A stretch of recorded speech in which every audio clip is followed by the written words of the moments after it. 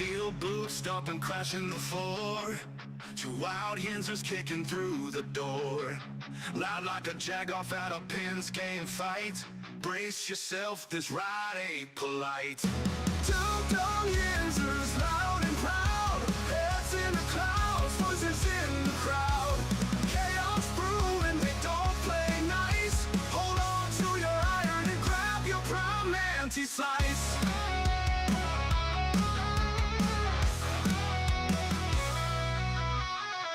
Tales from the burg with a hint of mayhem. Pierogi powered, nothing can constrain them. Knocking back stories like an icy cold brew. You never know what these two might spew. Two Dum Yinzers, loud and proud. Heads in the clouds, voices in the crowd. Chaos brewing, they don't play nice. Hold on to your iron and grab your prime anti-slice.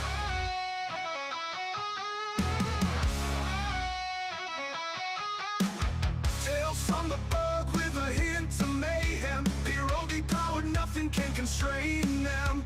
Knocking back stories like an icy cold brew. You never know what these two might spew.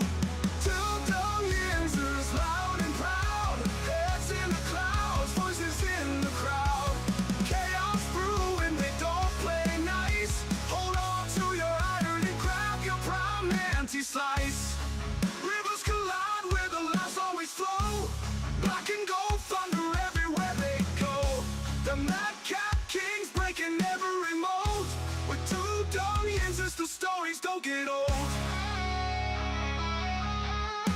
Two Dum Yinzers, loud and proud. Heads in the clouds, voices in the crowd. Chaos brewing, they don't play nice. Hold on to your iron and grab your prime anti-slice.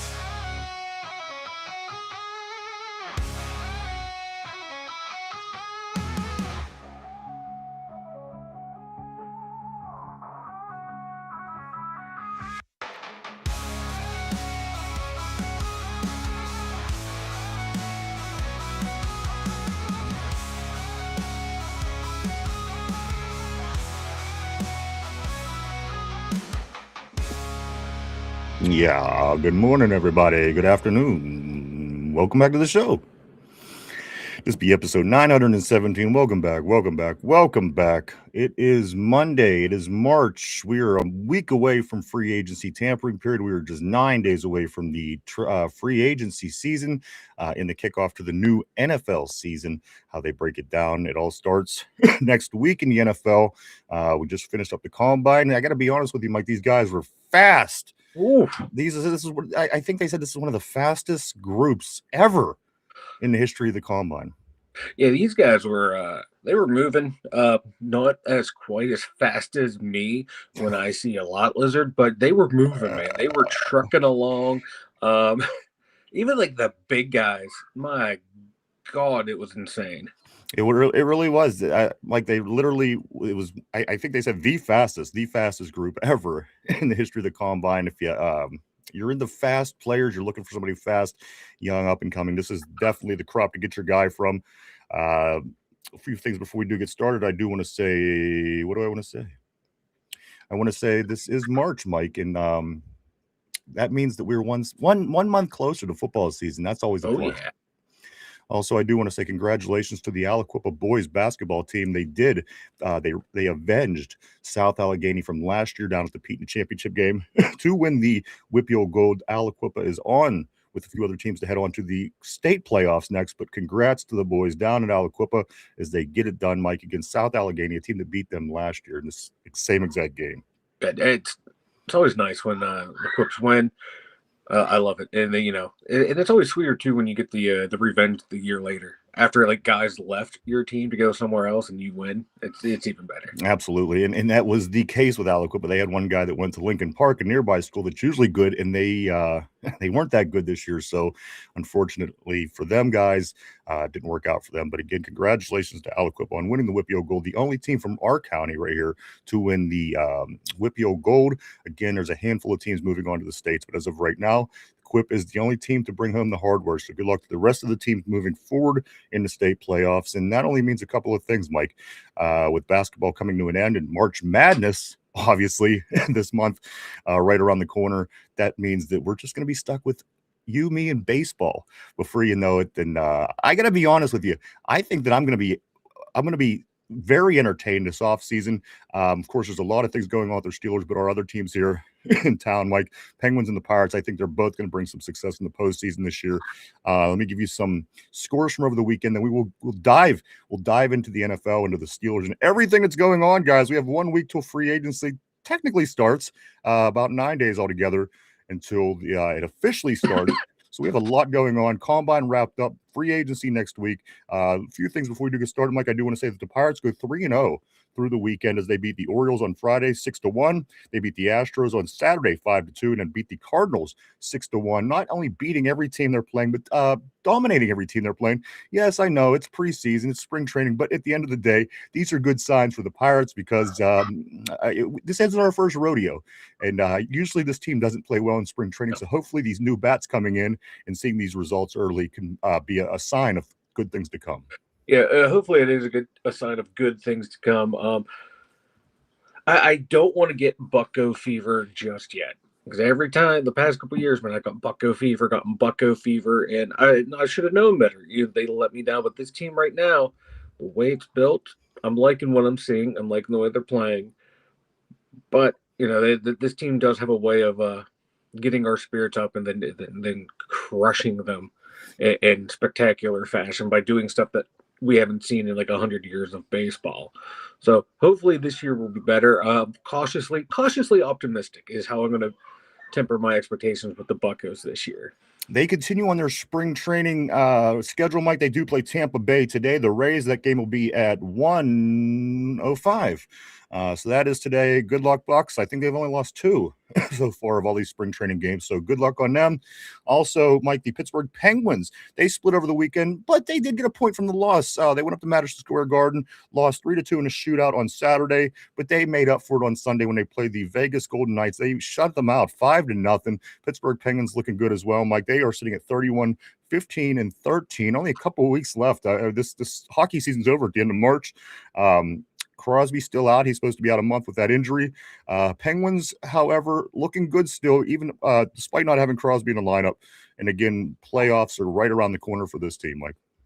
Yeah, right around the corner. Hopefully they can make some moves at the deadline.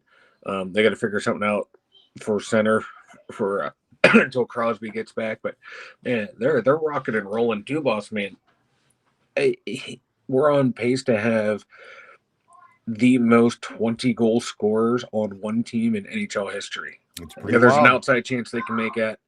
And like 4 or 5 of the guys, I think it was, that he brought in this offseason are all 20-goal scorers. So he's been like the Midas touch this season. Hopefully he can keep it going, because this team has the potential to do some damage. Which is going to be the MVP of the GMs in Pittsburgh this year, I wonder? Is it going to be Kyle Dubas, who put this all together for the Penguins? Is it going to be Ben Cherington, who finally spent over $100 million on his Pirates baseball team? Or is it going to be Omar Khan, who's going to fix this Steelers organization and this team and get us back on the winning track? We don't know, Mike, but I do believe that somebody's going to get out of the first round. I do want to say this. With that being said, let me find this right here. Okay, just to add a little salt to the wound, Mike. The Pirates and the Steelers both have three playoff wins in the last 14 years. The Pirates, let me say that one more time, just in case you're just tuning in. The Pirates and the Steelers have the same amount of playoff wins in the last 14 years. Say what you want about the Buccos, but Mike, same amount of wins as the Steelers, believe it or not. That's rough right there. That's what we like to call a rough patch. And with that being said, Mike, if you're a gambling man, the odds on both of those teams winning it all, get this: the Pirates 60-1 to win the championship this year in baseball. The Pittsburgh Steelers 100-1. 100-1. The Pirates have better odds of winning the championship than the Steelers do this year, Mike. The thing is, I'm a Pittsburgh sports fan. I'm okay with it because if it's the Pirates are good. But at the end of the day, our Steelers are king, and but that's what the odds are right now. Whether that changes, whether it doesn't, I don't know. We have a lot of things to get ironed out before this team even Yeah. steps on the field in this fall. So the odds could change, but right now it's not looking good for our Steelers. However, Paco's Penguins, everybody is on the right track. Hopefully, the Steelers get back on the right track with a new coach, like the other teams, with the GMs, newer to the. Except with the exception of Charrington, these guys, these GMs putting in the work now, and hopefully we can see the fruits of that. Yeah, hopefully, the someone wouldn't bring the championship here sooner rather than later. I'll take the Buccos. I'll take the Steelers. I'll take the Penguins. I'm not like a lot of Yinzers that only root for one team and then try to downgrade the rest. All of them. I love them all. So whoever can bring me a championship, I'm going to love. Absolutely. Even more. I do want to say good morning, good afternoon, everybody, no matter where you be from. Welcome to the show. This is the Dum Yinzers. This is episode 917 of the show, like inching our way to the big 1,000. We're going to be in the 920s by the time this week is over. I'm excited about this. Some other news that I do want to give you guys. Let me try that again. Do go check out the website at www.the2dumyinzers.com. That's www.the2dumyinzers.com. We have articles up from the new combine and draft team as they are still ironing things out to get ready to make their on-air debut. They have started printing articles up for our website on the draft and in the combine and such. I think right now it's the top 5 picks after the combine, I think is what they wrote about. Yeah, go ahead, Mike. Yeah, we got RB and the draft team has their top 5 up, and there's also another article on there about David Boston.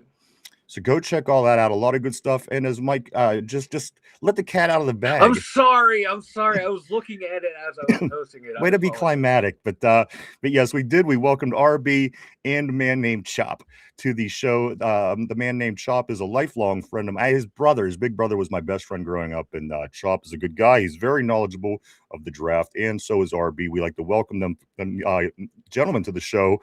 Again, they will be making their on-air debut soon. They've been doing a lot of work behind the scenes. And I got to be honest with you, Mike, I'm so excited to see what the guys have for us heading into this draft season. I'm trying to keep up with their page, but there's just so much knowledge and so much being talked about and about all these young men. I'm excited. I'm excited to get them both here and get them moving. But you can go check out their articles right now at www.the2dumyinzers.com, www.the2dumyinzers.com. Go check it out. Let's get into it. Everybody. Welcome, everybody. It is March. We changed the clocks ahead next week, Mike. So we're moving in the right direction. Hopefully, getting this cold behind us, and the further we get into the Pirate season, the closer we're getting the Steelers season. That's the way I look at it. But let's get into some Steeler news. I do want to give a big birthday shout out to Big Ben Roethlisberger, of course. Turns 44 today. Mike, aren't you 44? I am 45. You're 45. I mean, look at this beard. Doesn't this beard scream 45? No. But Damn. Ben, happy birthday to Ben. He does Damn. turn 44 today. Happy birthday, Big Ben. And then one other thing before we do get started. I was thinking about Derpy over the weekend. You know how he's a pain in the ass? No, never. Not our Derpy. Well, he I was thinking, people are saying, "What you're just gonna like?" Because last week people were asking about him, and I didn't. And he's kind of a pain in the ass, and everybody knows that. And I'm trying to think of a way that we could, on air, make it right. And somebody suggested that maybe we should have Derpy shit in a diaper on the air, shitting in a diaper. Derpy should to kind of even out everything that he's done to this point and kind of save face for himself, Mike. Again, I just wanted your thoughts on that. Have Derpy shit in a diaper. It's going to be in his own studio, not anywhere near us. So I'm all for it. As long as it's not near us. I thought you were going to say he has the shit in the diaper and I have to change the diaper. That was going to be a big no for me, dog. But yeah, I am. Yeah, somber. Yeah, exactly. I want to see him. I want to see him how he looked that time that he was exposed on video, where he was sitting there in just his underwear. Yeah. Apparently, no. Is he just going to wear the diaper? through the course of I'm the down show. with like Yeah, I'm down with like just Derpy in the diaper. He'll stand up. We'll have him in nice big long in frame centered. We'll get some good lighting for him, and he just has to sit there until he shits in that diaper. that's what I'm talking about. Honestly, I'm down for that. I am down for that. That's Derpy. that's what I'm talking about. Yeah, that's all. We just need to see the look on his face as it happens. We'll have a microphone right by his stomach because that thing's going to be rumbling and grumbling, and we're good to go. And you know how little kids, when they shit, they like kind of stare off into the space because they're just shitting. I want to see that look on his face as he's shitting on the air. He got to do that little run too. You got to do that run out that they always do with their full diaper. You got to do. Good morning, good afternoon, everybody. Welcome to the show. Let me jump on the board. Great to see everybody today. It is Monday. It is March. Welcome back. Derpy. Here we go, everybody. Welcome to the show. Let's jump on the board right here. Let's go to RB, my man, the newest, one of the newest members of the crew, Mike. RB on the board. First message of the day. He says, "Good morning, guys. Hope you all are feeling better than me. I'm on 3 hours sleep and kind of sick and looking at an 11-hour work night at 3. That's terrible. There's nothing worse than doing anything when you're sick. So good luck to you on that, RB. Hope you feel better, my man."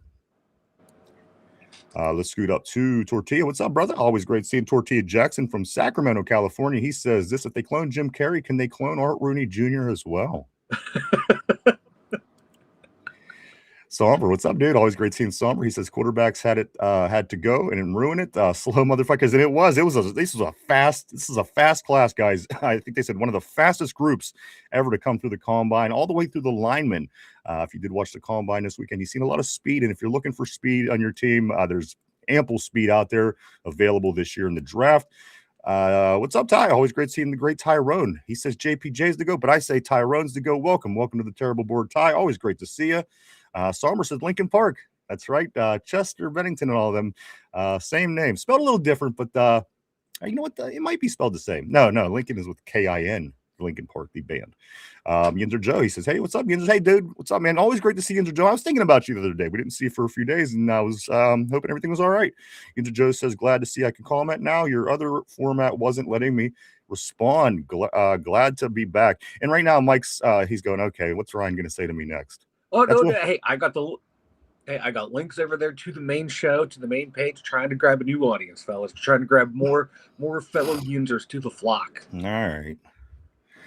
Tortilla says, "Two Dum Yinzers the long way" at Yinzer Joe. Yinzer Joe says this: when this combine is over, maybe you fellas do a mock draft. I'll be interested to know where you guys stand. As a matter of fact, Joe, you could always go to the website. Mike does put up a new mock draft from here to the draft every Monday. Today he does have a new mock draft up, so you could check that out until we do get something up running live for that. But you can always go over to 2dumyinzers.com. And also there's new articles up there from some of the new members of the crew as well. Go check that out over at www.d2dumyinzers.com. Following it up by saying this. Okay, Yinzer Joe. Okay, Yinzer Joe says this: Steelers had bad odds this past season and they won the division. LOL. Kenneth, what's up, man? Always great seeing the great Kenneth Jones on the terrible board. Kenneth says Steelers floor is 500 no matter what. Exactly. Somber says Steelers probably won't take a quarterback till third round, and only if they think he has a bigger upside than Will Howard. Dulac just now said this. Cody, what's up, dude? He says, "Hey, Mr. Penguin, it's too damn hot for Penguins to be just walking around." You know what? I got to be honest with you, Mike. The Penguins, I love it. I'm not a hockey guy like you are, but when you go to playoff games in July or in June, I'm sorry, it's very difficult to wear your hockey jersey when you go to playoff games because it's so hot and them hockey jerseys are so thick, and that's always. It's always been a challenge. Yeah. And was that a Mr. Deeds reference? I don't know. I think that was too. I know what it was, and I know it wasn't a Terminator reference because of course Cody said on Friday he never seen Terminator, but neither have I, so I'm not judging. Tortilla says, "Damn, I just ordered Ty Simpson's number 13 shirt. Out on Simpson is what Somber is saying." Kenneth Jones says, "I want Cooper and Bernard wide receivers." Tyrone says, "Yes, sir. Cooper Jr." Tortilla says, "I won't be upset if we pass on Simpson, but I trust Dulac about as much as I trust Noah. Noah Hiles, maybe. It's probably true, though. I don't hate it." Somber says, "Yeah, that's why I made sure to mention it was him." Let's see. What if your Notre Dame running back is available for Ravens at 14? You know what? I'll hate whoever they get, and I'm sure it's going to be somebody that we're going to hate them getting. But you know what? They're 14. They'll get something nice. Tyrone says, yeah, Simpson, change it. What else do we got here? Cody says, if you want to make Derpy look dumb on the show, tell him to wear his Ohio State jersey. Oh, I like it. Love isn't getting that late. Isn't going that late. I'm sorry. Somber says, Somber follows it up by saying this. I'm worried about the Ratbirds getting a top 3 wide receiver, and I'm sure they will. Tortilla says, yeah, even round 2, they could snag wide receiver 1. Into Joe says, I want to know how the heck do we trust in picking Simpson when he's nothing compared to Howard? Absolute winner in college. They just both remind me of Rudolph. Am I wrong, Mike? I'm not a real big fan of Simpson right now. Just the way that he played in some of those big games, he kind of folded under the pressure. Well, Howard, I'm not a big fan of either, but he can run an offense, but I don't think he's ever going to be anything special in the NFL. So to me, they're one and the same for the most part. So I'm just not sold on any of the quarterbacks in this draft, really. I'm not either. Cody said Billy Madison. He says, I am Billy. Okay, it was Billy Madison. I couldn't remember which. I knew it was one of those movies. Just Learning. What's up, dude? He says, hey, guys, always great seeing Just Learning on the terrible board. Hope things are well for you, my brother. Hope you had a great weekend, sir. Caught some combine. Caught a lot of speed at this year's combine. Seemed to be the theme, as this was one of the fastest, I think the fastest group of guys ever through the combine. Tortilla says Rudolph plays scared. Simpson at least tough, even though he's small, good at making reads. Speaking of small, let me keep that word in your mind for just a moment, Mike, because I'm going to talk about somebody here real shortly, as soon as I get to these messages. Minus the trust fund, LOL. Somber says, Kenneth says, I'm okay with the Aller 6 or 7. And Joe Quinn, I do want to say, welcome to the show. Welcome to the terrible board. He says, love doesn't make it past 9. You're more than likely right on that. Tortilla says, he could, depends on the situation they get thrown into. Cody says, we should trade our number 1 and Herbig to move up for Ty Simpson. And then finally, Somber says, here goes Cody. My concerns, guys. Is anybody drawing any concerns about anything from Mekhi Lemon over the weekend? Well, a couple of things. For one, you know what? I was watching his highlights pretty extensively this weekend, and the guy is a beast. And he's a smaller guy too. Yeah, I just kind of wonder how that plays into things. He's an absolute animal. The guy's a monster on the field. He looks like somebody else, Mike, just the way he moves on the field that wore the USC uniform in the past that played here on the defensive side of the ball. Just such a playmaker at the end of the day. And I'm watching him. But did anybody catch the combine interview with Mekhi Lemon? If you haven't, when the show's over, just swing over right here on YouTube and just type in Mekhi Lemon interview from the combine and watch. Mike seems to think that he may be another Chase Claypool. He might be another head case. I didn't see the interview. Mike brought it to my attention. When I went to watch it, I thought, oh, yeah, what? I wasn't expecting this guy. But I guess at the end of the day, what good wide receivers aren't head cases anymore, Mike. Exactly. I still want me some Mekhi Lemon. There's conflicting reports that his interviews went well and other reports saying they went terrible. Yeah. But also you're reading stuff from people at USC like, hey, he was never anything wrong with him in the locker room, interacting with fans in classes, anything on campus. There's no indications that he's a bad guy. So and maybe he's just a little weird. I'll take that as my wide receiver 2 opposite DK Metcalf. And I'll be honest with you, that guy going across the middle. It wasn't anything outrageous. No. However, in this situation, these guys are they're interviewing for the biggest job of their life. Know, right? You know what I mean? And he's whiff, and when he said whiff, in place of with, that's what really caught my attention. But again, it wasn't bad. It was today. Yeah. But at the end of the day, again, a lot of people making a fuss about his interview, Mike, and I thought it was entertaining. Again, only for the sense that you kind of, as I said, you want to put your best foot forward in situations Yeah. where you're attempting to get the best job on the planet, if this is what your thing is. And it was just entertaining to say the least. Not long. Go check it out. A couple second video, but It was like he was watching Step Brothers, yeah. their interview sequence before he went in and did his. That was his prep for the interviews. I'm kind of disappointed he did not show up in a tuxedo, but my whole thing is like, be weird in your interviews. I don't care, as long as you show up to practice, you do what your coaches tell you to do. You don't embarrass yourself off the field, in the locker room, during the game. That those types of head cases are fine. They're just weird fucking people. No, It's when you start, showing up consistently late, punching fans, trying to start fights in the middle of the game, quitting on routes. Those are more of a concern to me than just being weird in an interview.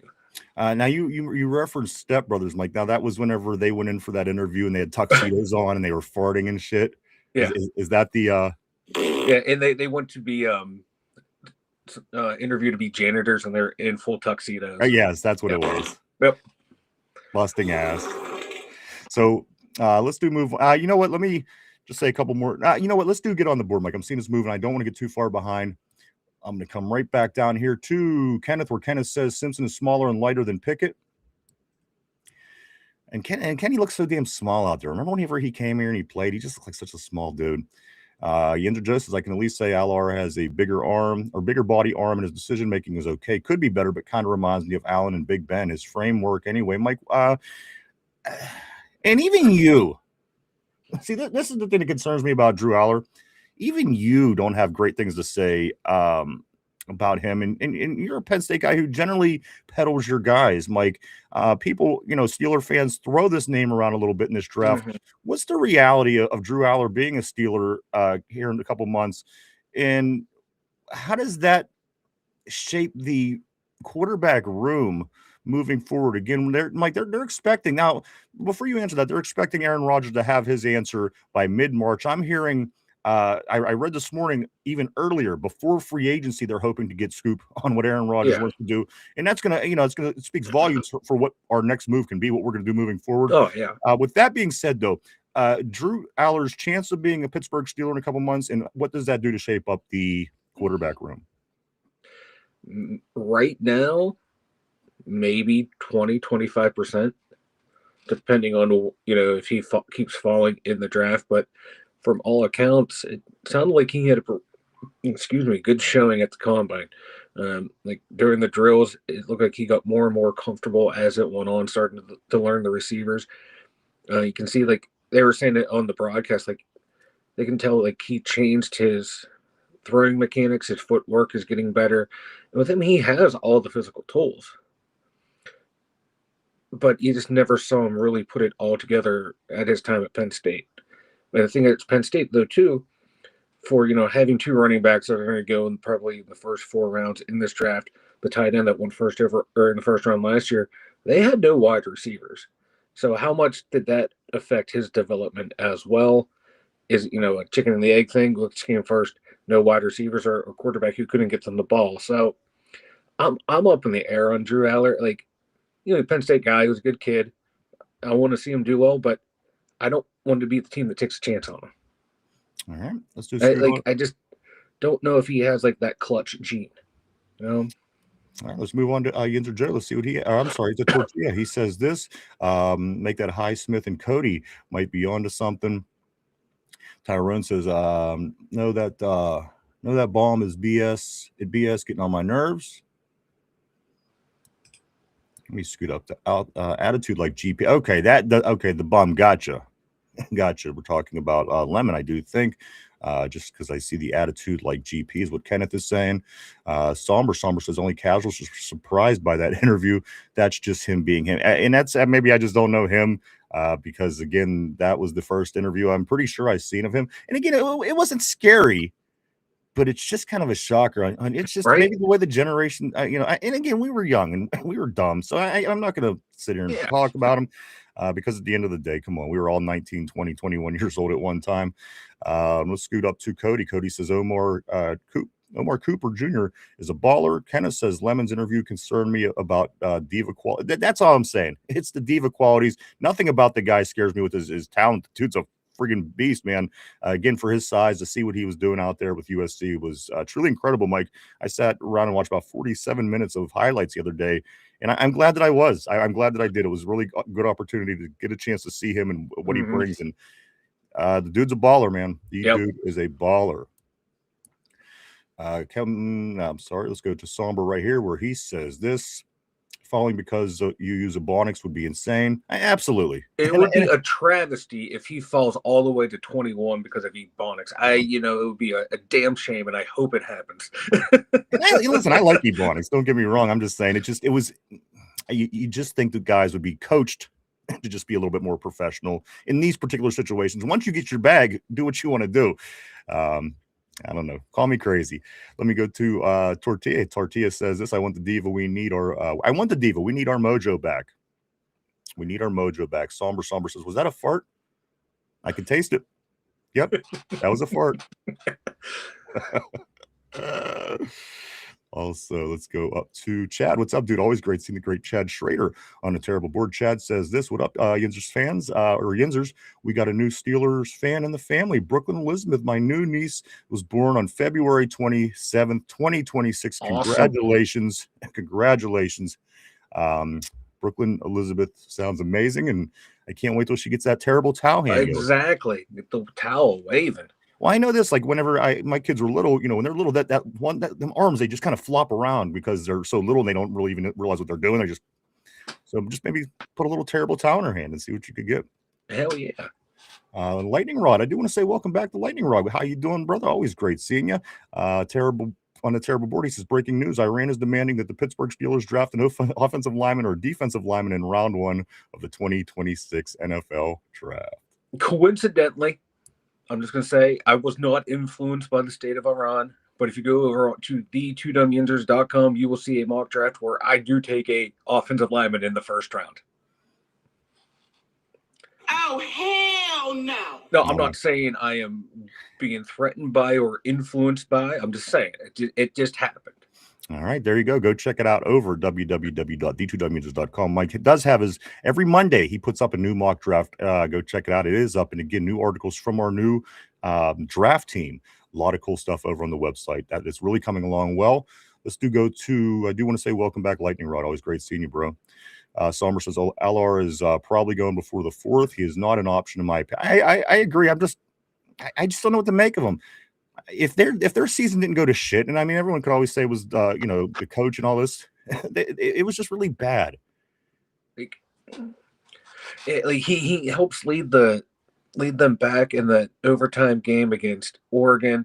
Then he throws an interception our next time out. Almost pulls off the upset against Indiana. Which is the real, and then shits the bed against some lower quality team. So which is the Drew Aller? Or which is the real Drew Aller? Guys all over the place. Well, the real Drew Aller. Hopefully, he can go somewhere and get some good coaching, and his true potential can be unlocked. Because if it is, he has the ability to be a pretty good quarterback. I just don't know if he has it though. I hope he does. Here's my thing: I just haven't seen him do anything great. I mean, he has good attributes, and in a conference where you should be third, pretty much year in year out, which they usually are. It fell apart. And again, I don't know how much of that comes down just to the whole situation they had going on up there, unfortunately for him. And then he gets hurt and then he's out and gets the start. So I just have a feeling like the way that combine went, if he has a really good pro day, some GM's going to fall in love with 6'5", 220 pounds, can throw the ball. Some team's going to draft him late first, early second. I just have that feeling. Tortilla says Aaron Rodgers went to space to see if he wants to continue playing football for the Pittsburgh Steelers. A couple things about Mr. Rodgers.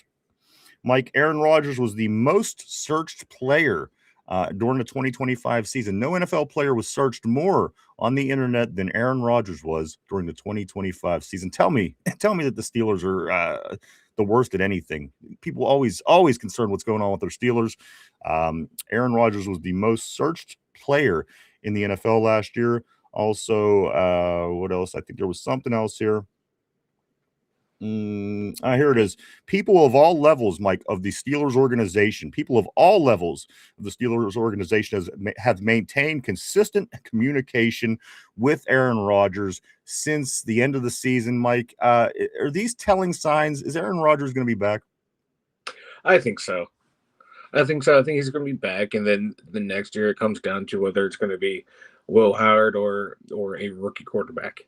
All right. And I think that's going to that was their new plan after all these quarterbacks went back to college, and the ones who came out really aren't that much better than Will Howard. Mike, do you think that Aaron Rodgers' decision is going to be announced by this time next week when the tampering period, or at least by Wednesday when free agency officially starts? And how relevant is that moving forward? Unless they have something in the plans, unless they already know what's going on within, which is totally possible. Mike, do you think that announcement is made before next Wednesday at 4:00? I don't think so. I think it'll happen sometime after the tampering period starts.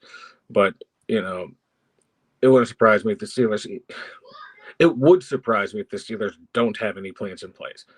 But, Marcon already said, all options are on the table when it comes back to the quarterback. So that's leading me to believe they have multiple plans in place for when Aaron decides, when he doesn't decide, what, on the day he says yes or no, or he hasn't said yes or no by this date. Okay, this is what we're going to do moving forward, and his decision be damned. So, yeah, I don't think it's going to affect them at all. They probably have a multitude of scenarios ready to go.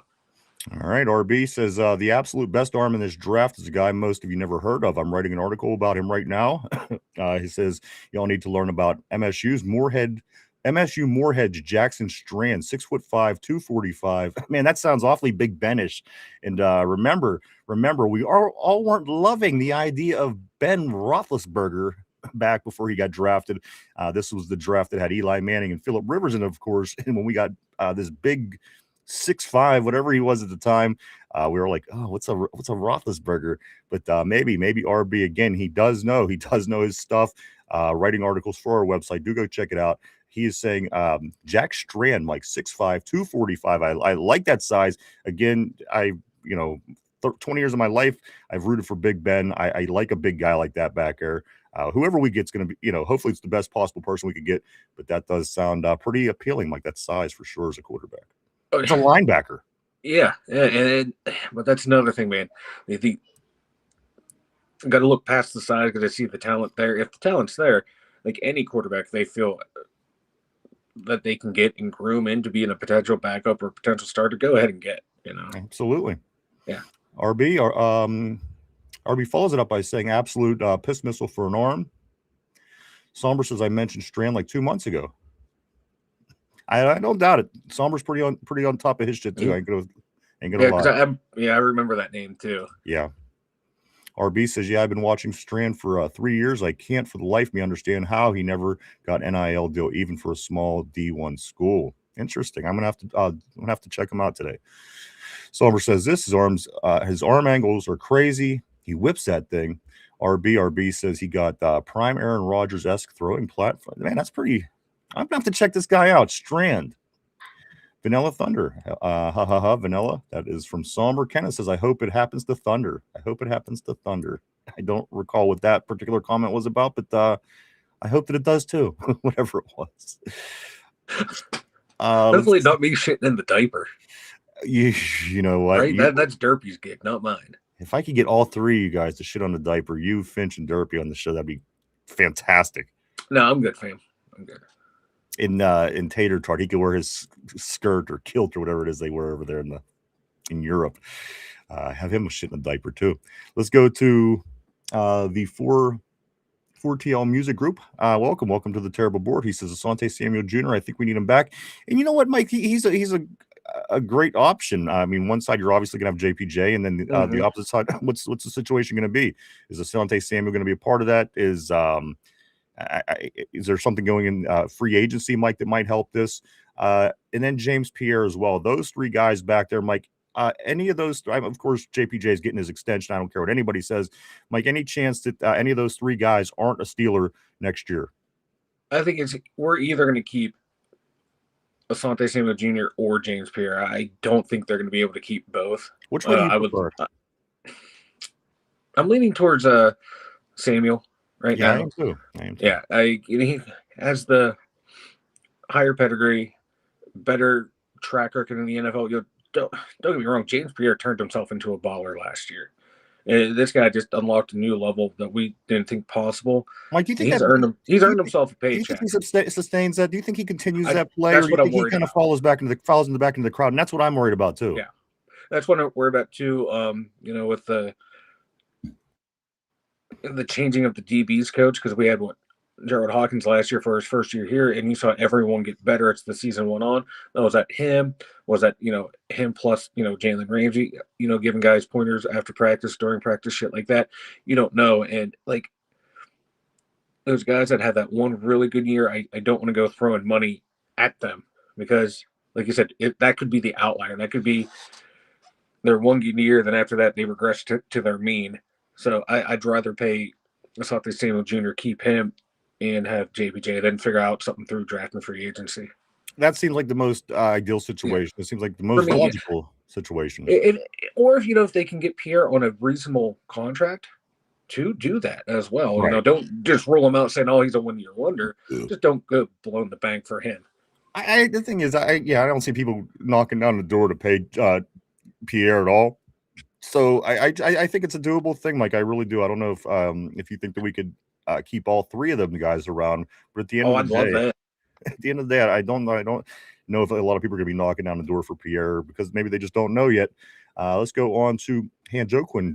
I do want to say again, welcome to the show. He says Lemon or Tyson and number one if you had to trade up for a few, so be it. Trade number two for BTJ. Trade back into the second if someone says to get someone gets to say 55 60 that you really like. Plug and play defensive tackles.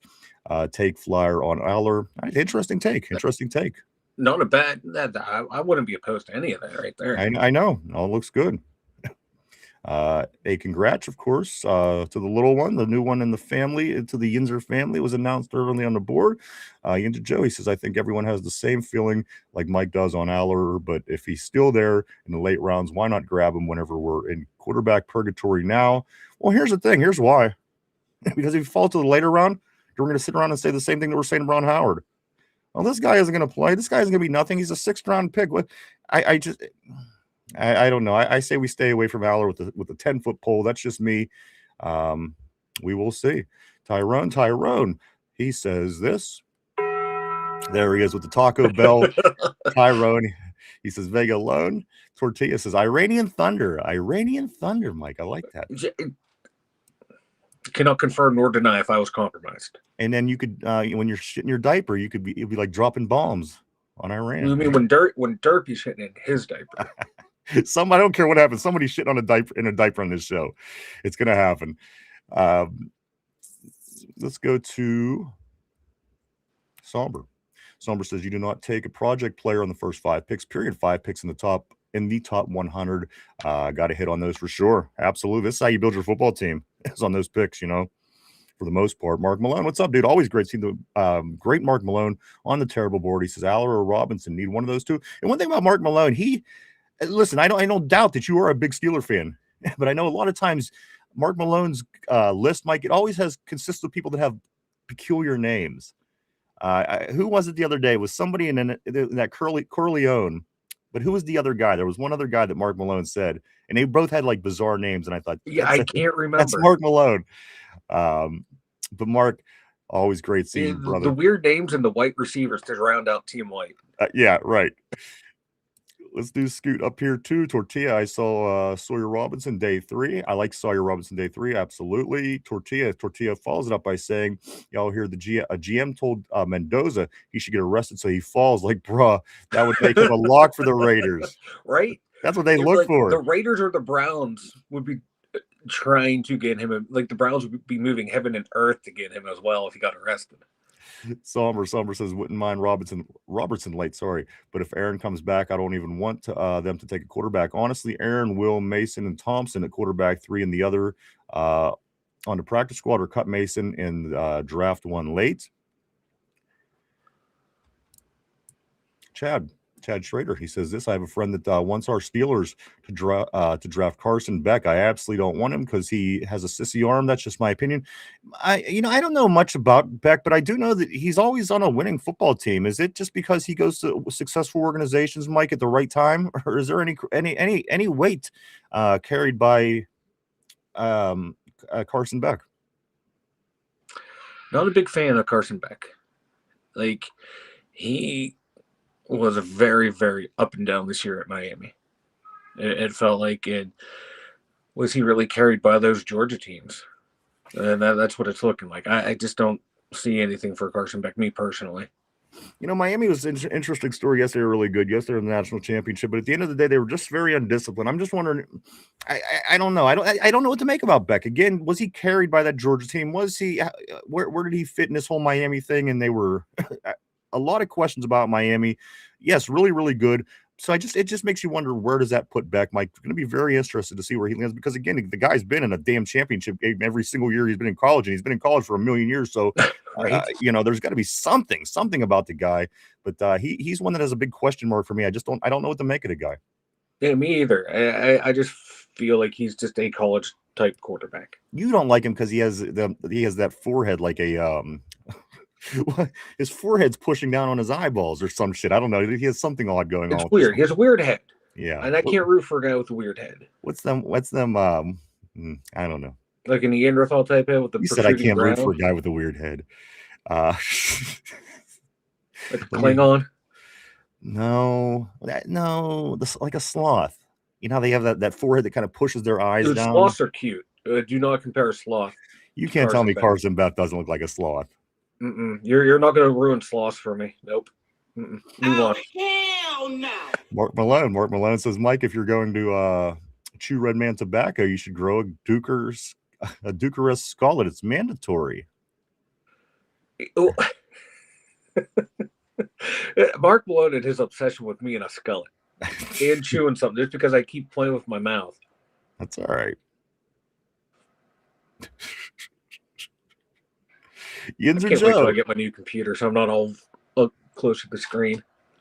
Yinzer Joe says this: Roman Wilson was a third-round pick. He's looking like a project. You don't always hit on every pick, but you have to absolutely. You got to take your chances. You got to take shots. You have to take risks. Again, don't be. You got to be smart about it at the end of the day. But you're 100% right, Joe. Again, welcome back, bro. Great seeing you. Tyrone says this: cut and base, and he's trash. The thing about Mason, he's just kind of been a safety net all this time. Nobody. People listen, when there's an opportunity for him to play, if there's an injury, as when Aaron broke his wrist earlier this year and such, he's a solid, serviceable backup. He didn't go in and get that win. They lost to Chicago when he played, but at the end of the day, the guy knows the system. I don't know. And with him too, you don't have to change the game plan. Your playbook doesn't shrink when he comes in. Exactly. You can still run everything with him, and you lose all of that if you put somebody else in that number 2 position. Ultimately, if Mason would go elsewhere, like when he went to Tennessee, you lose that. I'm not saying that's going to do a lot, Mike, to win you a lot of football games. You kind of just hope that you don't ever have to even concern yourself with that. But he does have that. He's very familiar with the system, and as you said, he could run with the ones better than anybody else that would come in would be able to run with the ones, I think. And he has the trust of everyone in that locker room. Like when he goes in there, you can see like no one's body language goes, oh God, we got this guy coming in. They're all like, okay, let's go out there because we know he's going to be ripping the ball to us. We're going to be taking shots. Nothing's going to change. So for like that stuff alone, I'm okay with him being a backup. That's what he is. He's a number 2. I'll keep a guy like that around for as long as I can. What is he? He's a backup. He's a modern day Charlie Batch. No, what is he? Number 2. All right, let's move on the board. I'm like, I thought you were picking something in your teeth. I'm like, what the fuck are you doing? Sommer says Strand's highlights are like 30 minutes long. Although fun to watch. I am going to watch. I'm excited to watch Strand. RB, Ryan and Mike, I got 30 minutes of film on Strand. He posted of his own YouTube channel. I'm sorry. It's a collection of his entire college career. I'll send it in the chat group. I can't wait. Easier than sending all 22. I will. Thank you, RB. I will check that out. Appreciate it, sir. I tell you what, I got to be honest with you, Mike. I can't go on enough about the hard work that the draft team is really putting in so far. They are working together every day. And I go into listen, I try to give them their own space, but every time I look, Mike, they have hundreds of messages back and forth between one another. I think you're going to like a lot from this draft team, guys. And again, they'll be around moving forward after that. But right now, specializing in the draft, and Mike, them guys know the draft. I'm going to be honest, very, very informed and very knowledgeable. Yeah, a deep knowledge. Tyrone says this. I want to sign one. I want to sign one draft, one good DB class. Also, there's the bell. There's the bell for Ty. Let's scoot right here to Chad. Chad Schrader says this. There'll be no shit diaper allowed on this show. Mixed rules.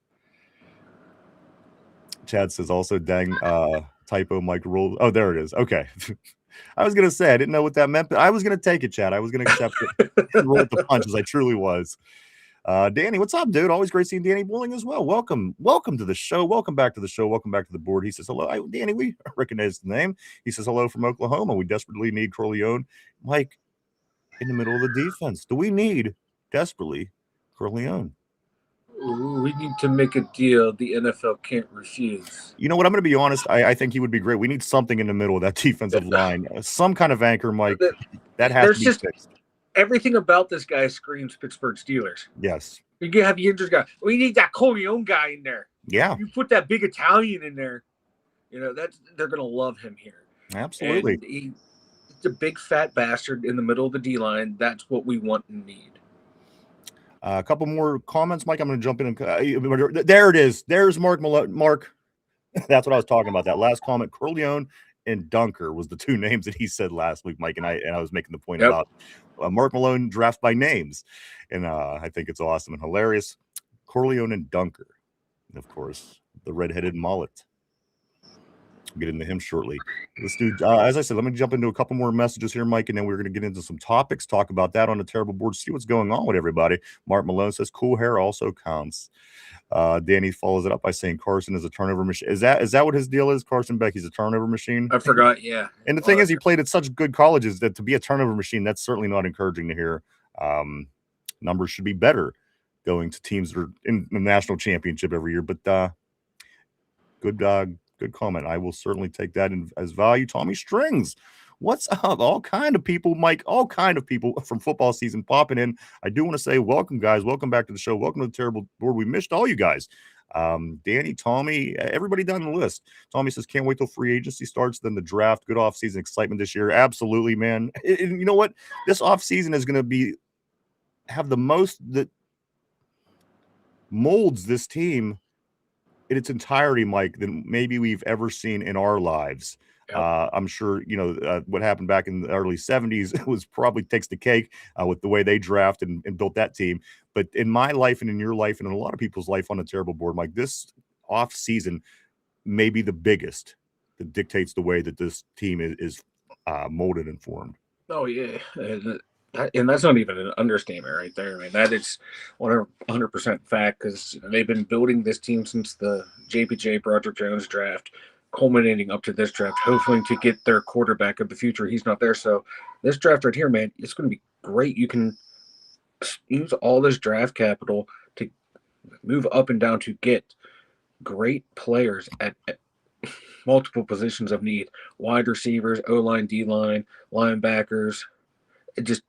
You can load up with so much talent to where it might not even matter who the quarterback is. And if they can do that, then find a guy, that's going to be the cherry on top. Absolutely. I'm sorry to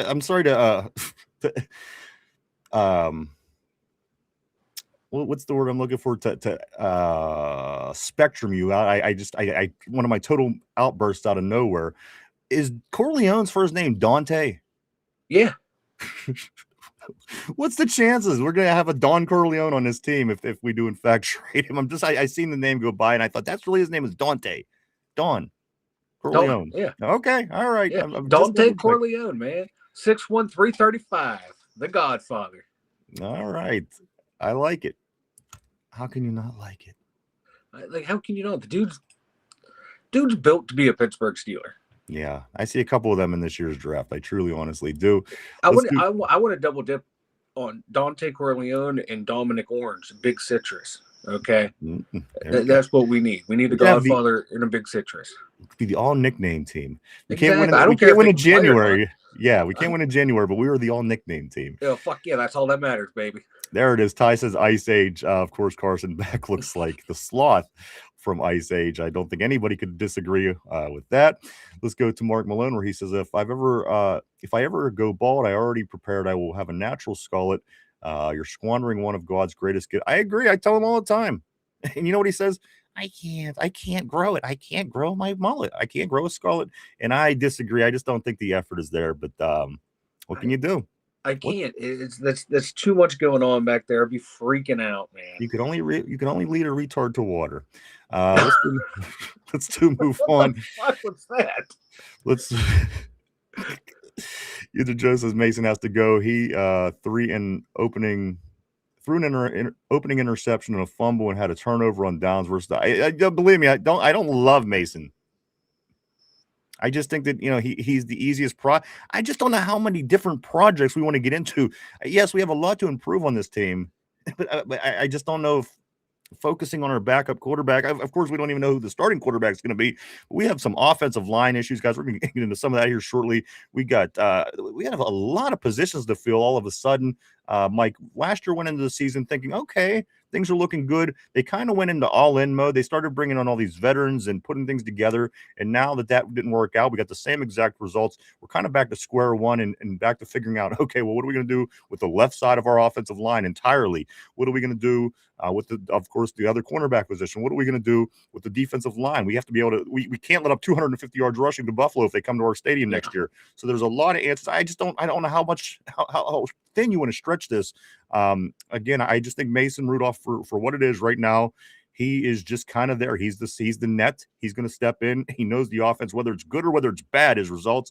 It just feels, again, I don't know how much you want to stretch this thin, Mike, as you're trying to put new pieces in place to make this team better. I don't know if backup quarterback is what I would be focusing on right now. That's just my opinion.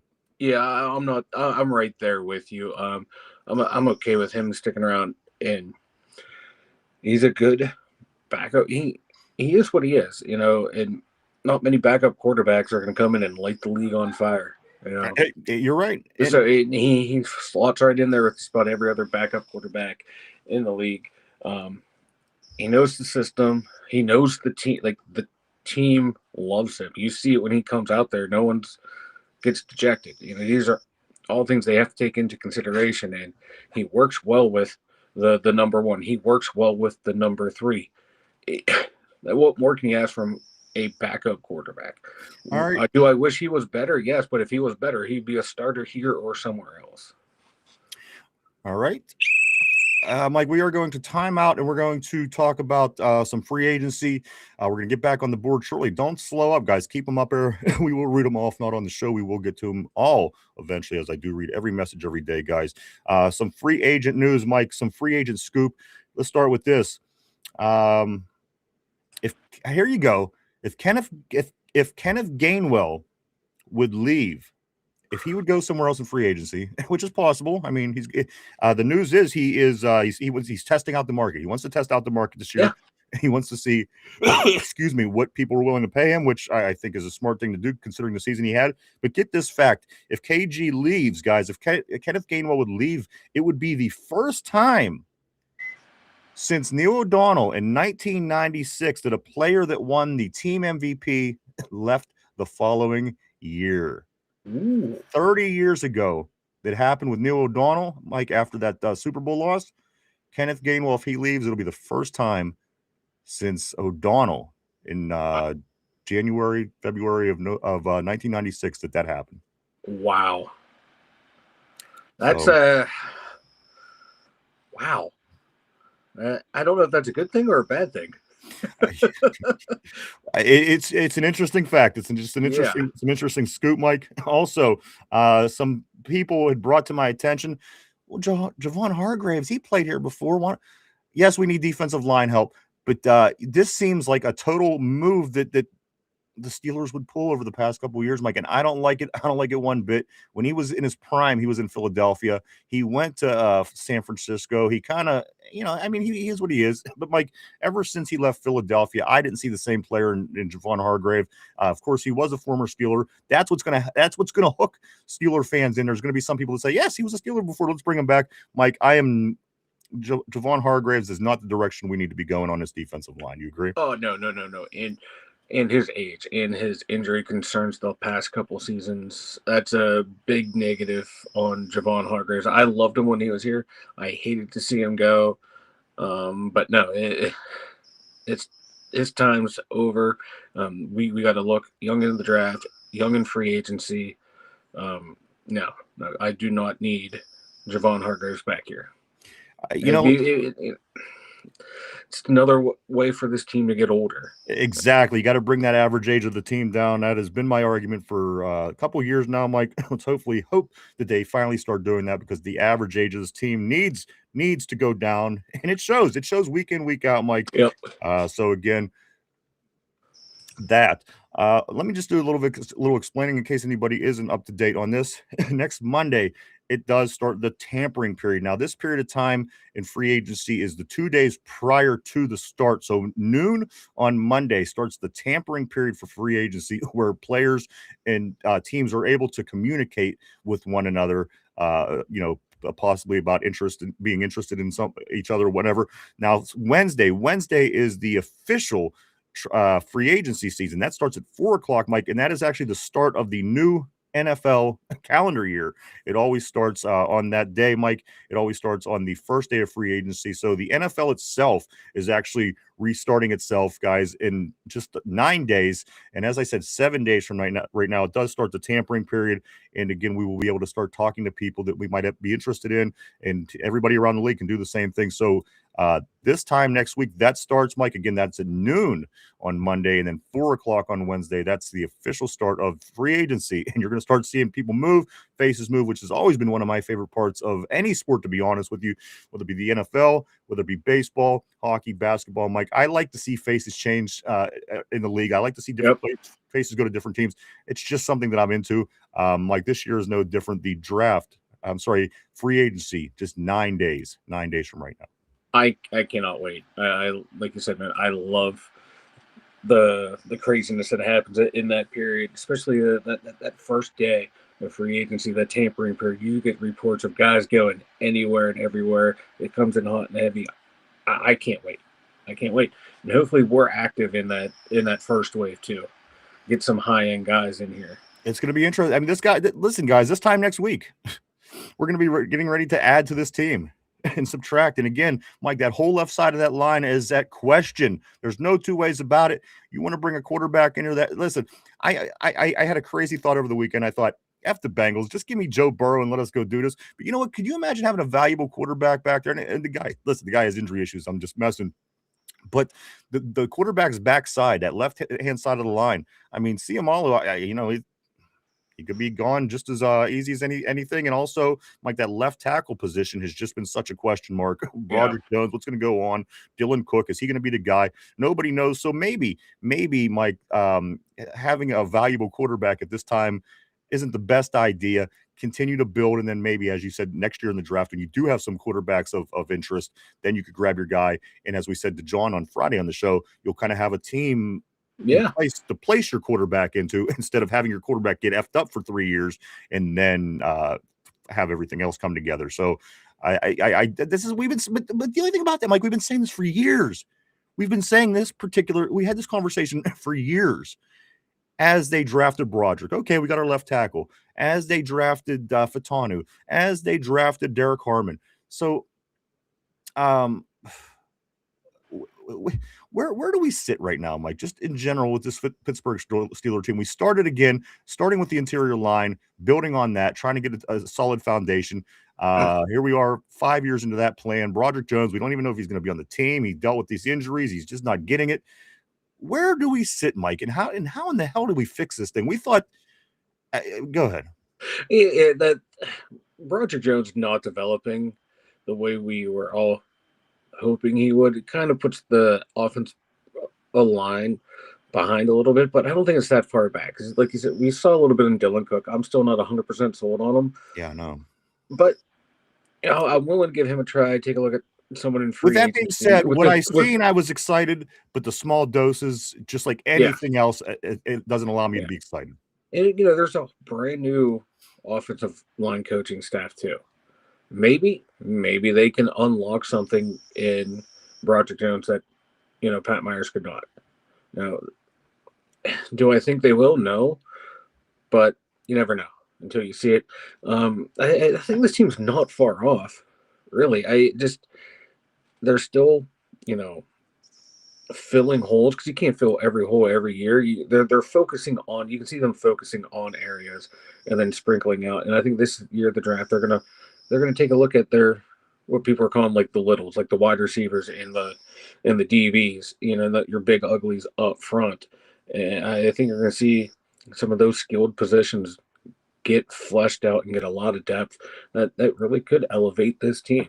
But it's all going to come down to like, will our quarterback, whoever he is, push the ball down the field and attack the middle of the field? Because if they do, like, there's a lot of potential on this team to where it could take a big jump this year just by a change of offensive philosophy. Because I like the roster. Can it improve? Oh, fuck yeah, it can improve. Any roster in the NFL can improve. And was it 5 picks in the top 100? You Yes. get three of those guys hit immediately. You're looking at a major improvement already on this team. And then depending on who they get in free agency, this team's set up to have a good run. Don't forget, Seattle was what 10-12, or like they were 10 wins before they won the Super Bowl. So like they were close. The Steelers are close too. So a couple key draft picks, a couple key free agent signings. This team could make a jump. Do I think we're going to win the Super Bowl? No, but I think we can do some damage. Yeah. Of course, Mike, the big story for the Steelers at the Combine, talking about the offensive line, was the offensive line. The biggest story out of the Combine for the Steelers. People were asking, is it a smoke screen? Mike, is it the offensive line that we address in round one, or is it the wide receiver position in round one is the question that everybody wants to know. Yeah. We generally don't go pretty in the first round, and getting a Lemon or a Boston, somebody like this would be a pretty pick. Mike, do they stick with the usual Steeler format and get that offensive lineman to try to shore up the line again? We could be minus a whole left side of the line, for the lack of a better term, because again, you just don't know what you're getting with that left tackle position. Again, Fatanu, who knows what's going to go on with him? He's aging for one. For two, he could certainly go somewhere else after free agency starts. Mike, do they go wide receiver or do they go offensive line in round one? And I know that you got your mock draft up and some of the conversations you had, but let us know what you're thinking on that. For me, it all depends on who's there and if they're not able to trade up to get a receiver. Because I think they really do want to go wide receiver. If they can't get one, I do think offensive line might be the way they go in this draft, depending on if the big bastard from Penn State's not there. So if he's there, none of the receivers are there, I can see guard being the pick. Because I don't know if any of those receivers are going to fall. Once you get a run of wide receivers in the first round, teams start panicking and they start drafting guys. And also the other scoop, Mike, that I do have here from the Combine, not a lot of interviews with guards at the Combine by the Steelers. How does that play into it, Mike? I don't know if that's a smokescreen where they're, trying to, deflect attention from one of these guards in the first or second round, or they're going to try Broderick Jones at guard, or they're going to try and start like a Calvin Anderson or a Spencer Anderson at guard. That's might be their thought process, or pick someone up in free agency. So they don't have to go offensive lineman early in the draft, and they can go out and get skill position players. That could be a leaning towards or a signal of what they're going to attempt to do in free agency. Because that surprised me that they didn't talk to any of the guards. And they got a big, massive hole right there. So this could be a hey, we're comfortable with what's out there in free agency or on our roster that we can plug someone in there. All right. One more one more note on free agency, Mike. Aaron Rodgers not among the quarterbacks the Vikings are eyeing up, Mike. Of course, the conversation is Aaron Rodgers going to be a Steeler? Is he going to be a Viking? Or is he going to retire? Mike, as far as I know, the Vikings are saying that he is not. He is not on their interest list. If he is, it's further down than these four guys, as the Vikings have. And again, they have a young quarterback, Mike, who sat behind, a good season when Darnold got 14 wins in Minnesota before he went to Seattle. And then last year, he got an opportunity. Yes, it was rough for him, but as a guy playing his first year, I don't think that's too far fetched. But Mike, these four names are on the Vikings top list. And again, Aaron Rodgers isn't one of them. Geno Smith, Kyler Murray, Tua, and Kirk Cousins, the usual suspects when it comes to this time of year in free agency names. Mike, these are the guys that Minnesota apparently are interested in. So does that clear anything up for Steeler fans as far as who our quarterback is going to be this year with, of course, Aaron Rodgers not even being on the list? I'm hoping all four of those guys sign with Minnesota so we don't sign one of them. Just so we don't have to hear the speculation of them coming here ever again. Right. I would have taken 4 years ago Kyler Murray. Right. Kyler Murray today. No, I don't want any of those guys. If I'm Minnesota sign them all. We'll keep old man Rodgers. Right, let's jump back on the board here. Let's see right here. All right, I'm going to go to Corn. Corn, wherever Corn went. Where did Corn go? Corn says Aaron Rodgers' ass. Mark Malone says Corleone and Dunker. Tyrone says Tyson might fall to us. Need to trade up a few spots. I wouldn't hate it. I wouldn't either. Jordan Tyson, ASU, that'd be a nice pick. Also, Dunker for the hair. Of course, Mark Malone. Listen, he has his criteria that he goes by. Mark Malone. I don't doubt that. Also, Cody says Rudolph first pass overthrew 12 feet Darnell Washington by 14 feet on an interception. Hey, at least he overthrew him, didn't underthrow him like Rodgers. Okay, eventually we'll find a quarterback that can get it right on target. Sounds like our GC. Cody says how the F you overthrow Darnell. That's what I'm saying. And the thing is, you're a professional quarterback. Albeit you're not a starter, but you're a quarterback in the NFL. You better damn well be able to hit a guy that's 6'7". You just better, right? All right, let's go to. Hey, what's good? What's going on? Vegas, all the way from Vegas. Welcome, my man. Welcome back to the show. Welcome back to the board. Always great seeing Vegas on the terrible board. Han Joquin says this. There's a reason Strand didn't get NIL offers. If you're seeing his tape, you're probably already familiar with the D2 football, not because of his arm talents. He has talent, but it is D2 talent. Good. You know what? You're good take. Ralph Williams, what's up, dude? Always great seeing Ralph Williams. Ralph says, hello, guys. Interesting offseason. It sure is, Ralph. It's going to keep us busy, brother. Hope all is going well with you, my man. My man, Ralph. Vegas says Omar has to hit the next 2 drafts or he's done. He's got. What do you make of that comment? And not just what he's saying that he's going to be done in 2 years. Where are you? I've liked his last. I've liked every draft that he's been a part of. Like I said last week, if you flip flop Joey Porter and Roger Jones from round 1 to round 2, that's a home run of a draft. You got a potential All-Pro corner in your first overall pick. That draft looks amazing. And there's still quality players from that draft on this team. The second draft, you got 3/5 of your offensive line in one draft, and then last year's draft's already looking really good. So he's had really good drafts, like really good drafts. My thing is not his drafts that scare me. It's some of the other little things.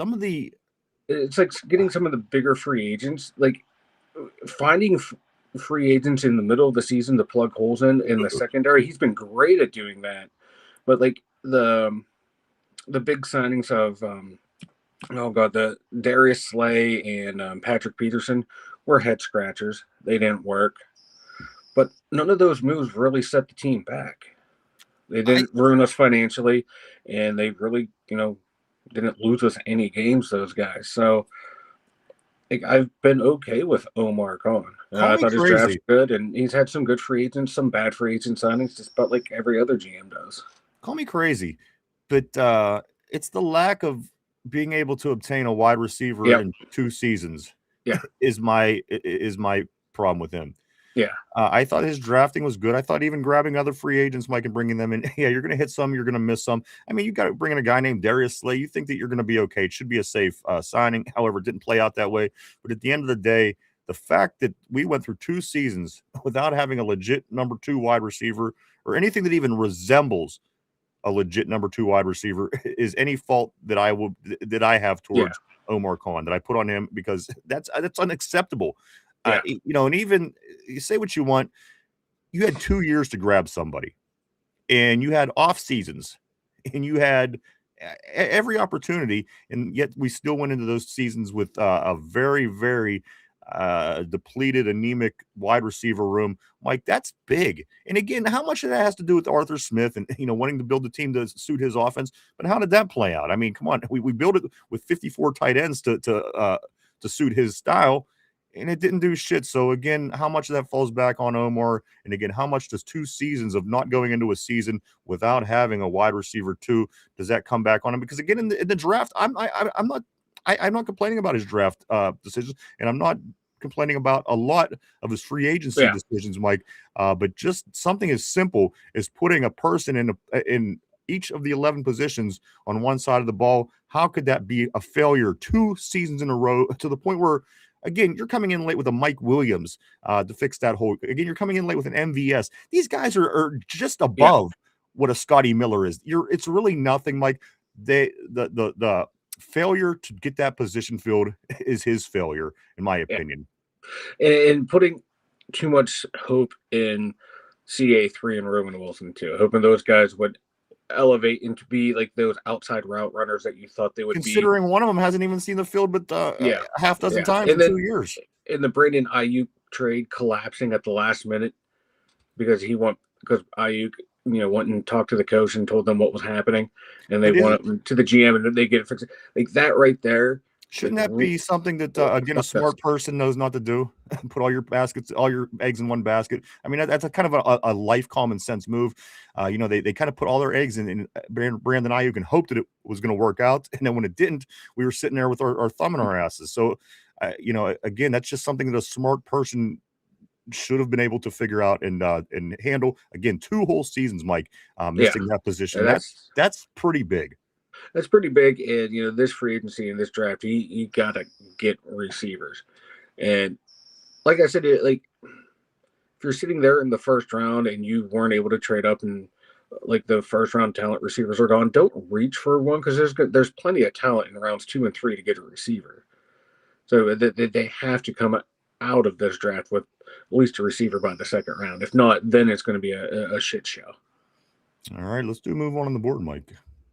Find out where we are here. I think I could find ballpark. There we go. Vegas, we got him. We got Ralph. I'm gonna go right here. I'm gonna go to Mark. He says it is. It's LOL Dante. Dante Curleone. Somber says Chambliss was D2. Of course, from Ole Miss. Ty says Omar Cooks and drafts. I'm worried about free agency and contracts. That's valid. Tyrone also says this. He follows it up by saying, we only cut one person so far. Of course, Calvin Anderson. Calvin Anderson was released, guys. We were saving $2 million of his 2.4 cap hit, Mike. Calvin Anderson. And again, he had issues. He had problems, I think, an injury, Mike, but just another offensive lineman, a body that isn't going to be there moving forward. So just another body that we're going to have to fill somehow, somewhere in the process over the next 5 months. Yeah, and there's going to be a lot of those lower tier guys being cut and swapped back in. So I'm not too worried about losing his depth on the O-line, because I'm sure we're going to find someone real quick to replace him once free agency starts. Mark Malone, fucking Corleone. We have to draft him, Mark Malone says. Let's scoot up here too. Yinzer Joe, he says, are the rumors for the Jags Brian Thomas true? Can we get him for a third? I mean, we sent Pickens out for a third, right? I don't see him being better than Pickens. You know what? It's certainly an option. And at this point, you want the best things for your team, but we're kind of at the point where after things went the way they did for the past couple of years, it's almost like, all right, just give me Brian Thomas Jr. But of course, at the end of the day, Mike, I do want the best possible option for the other side of the ball. But you know what? How it is in the regular season. We just get to the point when it's like, all right, we didn't have no wide receiver too. You just kind of want anybody, and Yeah. we're really loving MVS during the regular season. We're really loving a aged Adam Thielen in the regular season. Which, come on, these guys are certainly Thielen's past his prime. He's toggling in and out of retirement to come play. So again, Mike, Brian Thomas Jr. at this point, in your head sounds good, but how many guys throughout the course of the season do we say names or we talked about that, got you excited, but we're still sitting where we're sitting? Yeah, my thing with like Brian Thomas Jr., like his drop rate has been consistent throughout the last. At least 2 it's years. consistent Like, he with drops a Metcalf. decent It could amount be of a balls. consistent dropping the pass wide receiver room, Mike. Yeah, I know. So he'd fit right in. But like my thing is, I mean, his production dropped from rookie year to this year. So I don't know why. I don't know if it was a him thing, a game plan thing, what was going on. But like his numbers, he went from 10 touchdowns to 2. 1,200 yards to 700 yards. Like, and considering they got better as a team, yeah, you think his numbers would have got better instead of going in that direction? Yeah, because I knew like early on they weren't happy with the way he was playing, and he didn't play every game. So like he has talent. You can see why he was picked in the first round, but like, and he's still young, still on that rookie contract. Like, I wouldn't give up a second round for him. I heard some talk about that too. A third, depending on which third I'm giving. The comp pick third, yeah. I was going to jump back on some notes here, but let me stay on the board, guys. I don't want to get too far behind. Let's go with Somber. Mason is no longer a project. He's a known quantity. Also, John Quinn says this: Chambliss on a national championship team loaded with FCS talent. Transfers not even remotely comparable. Tyrone says this: can't tell. LOL. Need to reconstruct Watt, DK, J Ram, cut PQ, Smith, Harrison, Mason. Shaking my head. He's overpays like a mother effer. Mike Broderick Jones on his 5th-year option, looking like for 2027 would be $19 million, give or take. Broderick Jones. Is there any way we could pay this money out to this guy? No. It's not going to get exercised this year, especially with $44 million in cap space or $42 million in cap space, the 8th best cap situation.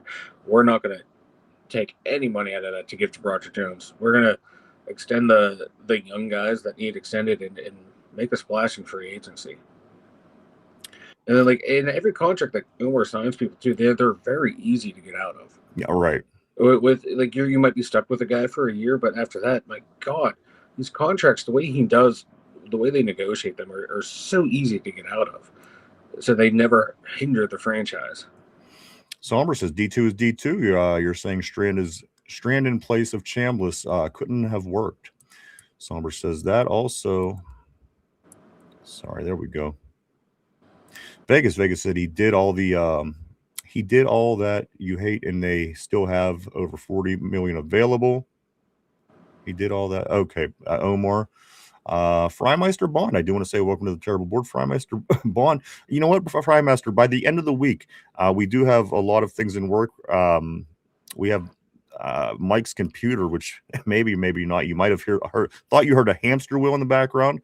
There's a lot of things going on this week with our computers and our systems, and I think by the end of this week, we are going to have phone calls back up. We're going to have them up, Mike. I've been looking into that, and also with all the new computer shit we have coming in this week, I think that's going to be possible real soon, Freimeister.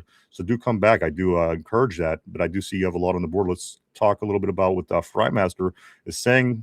Let me grab Joseph Hogg. I'm going to grab Joseph Hogg first. Joseph, welcome to the terrible show, or to the terrible board on the show today. He says Skylar Thompson should be your backup, not Rudolph. And Mike, here's the thing about Skylar. He looked so good in the preseason last year, but you know what? Kenny Pickett went undefeated in preseason 1 year and dominated the Buffalo Bills. I'm still a little skeptical. Now, don't get me wrong. I'm not defending Mason Rudolph. I'm not saying that he's this great backup quarterback, because he's not. I'm just saying, though, a lot of people on the Skylar Thompson tip, he looked really nice in the preseason last year.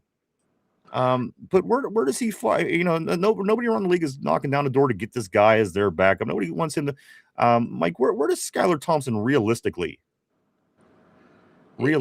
fall? He's a third string quarterback. I'm sorry, career completion percentage of 58, 1 touchdown, 3 interceptions. The guy's a third string quarterback.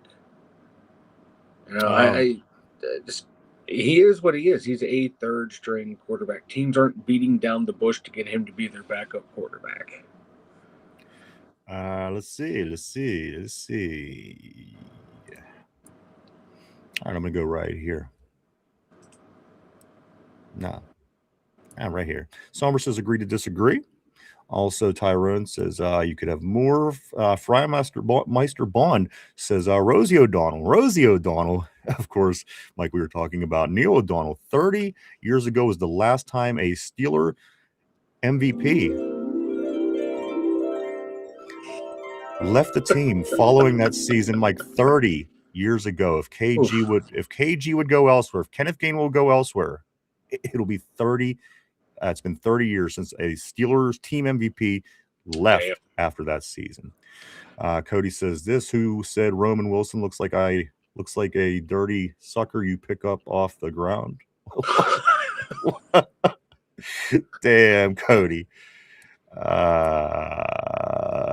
Han Jung Kwan says this: Ferris State is a system Chambliss fit into. T Strand does not.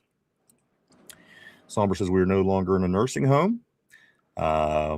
Scoot up here. Yes. Yeah. Again, by the end of the week, I'm hoping to have that all up for Master. So, Meister. I'm sorry. Mark Malone says the Gravedigger is done. Somber says Ole Miss. I'm saying plug Strand in at Ole Miss. Mark Malone, good name, but no Don Corleone. He's not easy to satisfy. Mark Malone isn't. You got to have the right name. Let's go to Freimeister as well. He says Ferris Bueller has a school. Cool.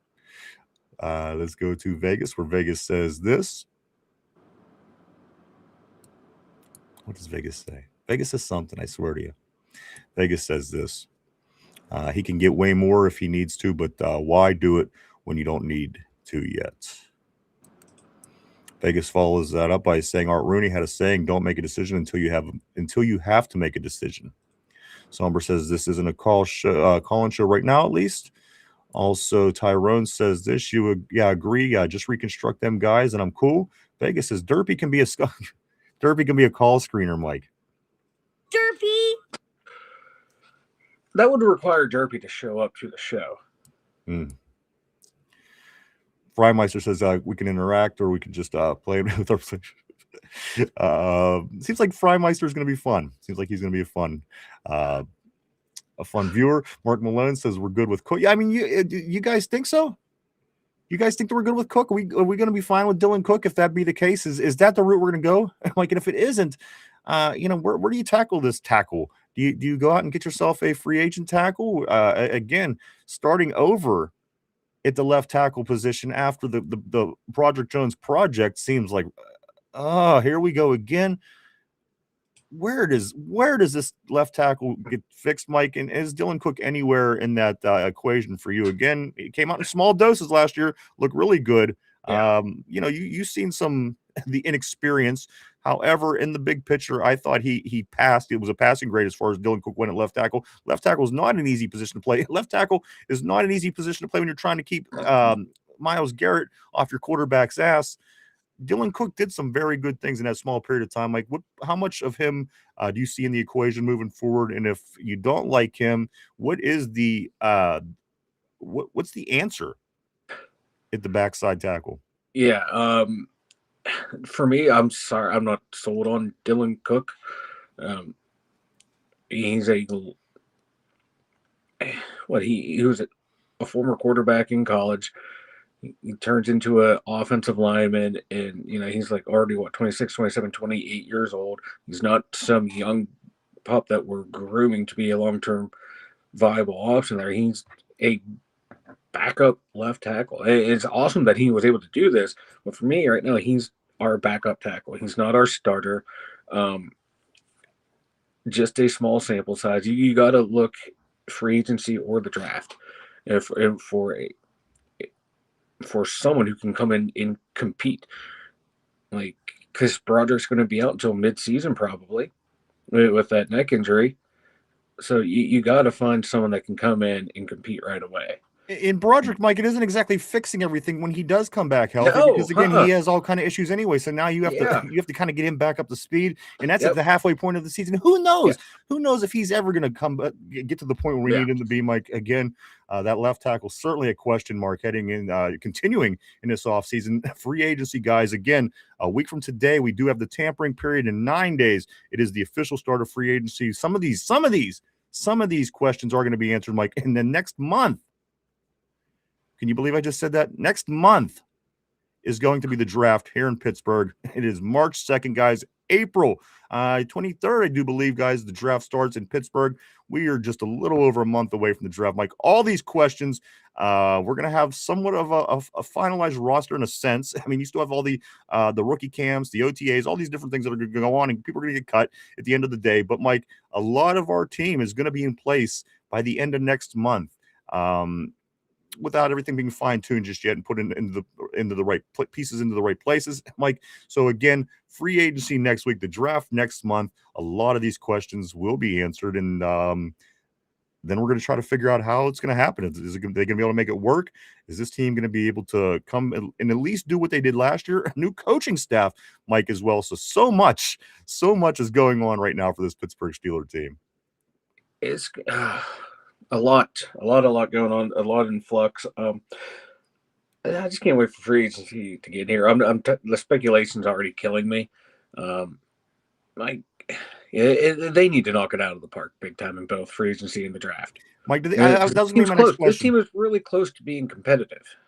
A home run in the draft and a home run in free agency would work wonders for the Steelers team. And you know what, Mike? I'll take 2 triples, We kind of need to at least get some hits in both of them. No two ways about it. There's no you can't whiff in either one of these two events. This is how we build the next stage of our team.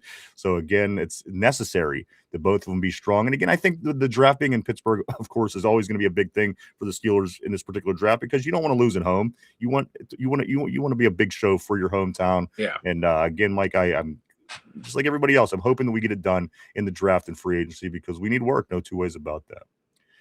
Let's go to Mark Malone. Line almost done. Only need Mullet for left guard. I do want to say Freimeister. Freimeister says, okay, cool. I want to talk players. It's cool, man. Keep them coming. Again, we do read every message. Again, if we don't get to everyone during the duration of the show, Fry, I do want to say we do read them all. But I do my best. I truly do my best to try to get them all read throughout the course of the show. Vegas says, Sport Track says that they can Spot Rec says that he can reconstruct TJ's contract and open up over $30 million by converting TJ's guaranteed salary into a signing bonus, so that Omar's ace is in the hole. Ooh, it's interesting. See, like I said, man, Omar Khan's contracts, they're the way they're written, man. He's a yes, he's kind of a genius at that. Handling contracts. Let's go to Mark Malone. The mullet is the answer at left guard. I think I think Mark Malone and Fry are like the guys on Step Brothers. I'm going to be honest with you, Mike. Do we just become best friends? I don't know.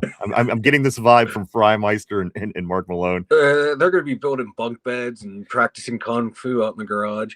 So much room for activities. Circling back to Dylan Cook real quick. I'm just over on PFF looking at their top left tackle or top tackles. He's slotted in at number 20. So take that for what it's worth. But you know what?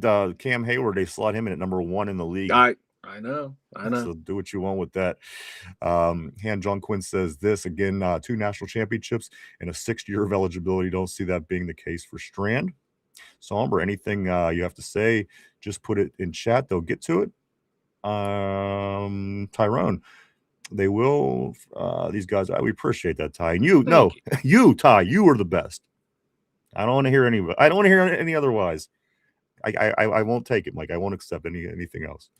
Let's go up to Vegas. Vegas says this at Freimeister. Just let them know who your team is and where you're watching from, and they will read your comments. No doubt, we appreciate it, guys. Thank you for the help on the terrible board. You guys are the best.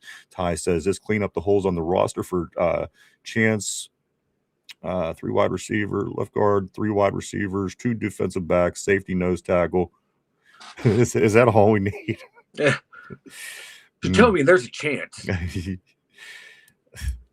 Ty. Oh, sorry, we got Ty on that one. Vegas says I saw a mock last night that has us taking that tight end that sets multiple records in the combine. Hey, he's tough, but how many more tight ends could we possibly use? You convert him to a wide receiver.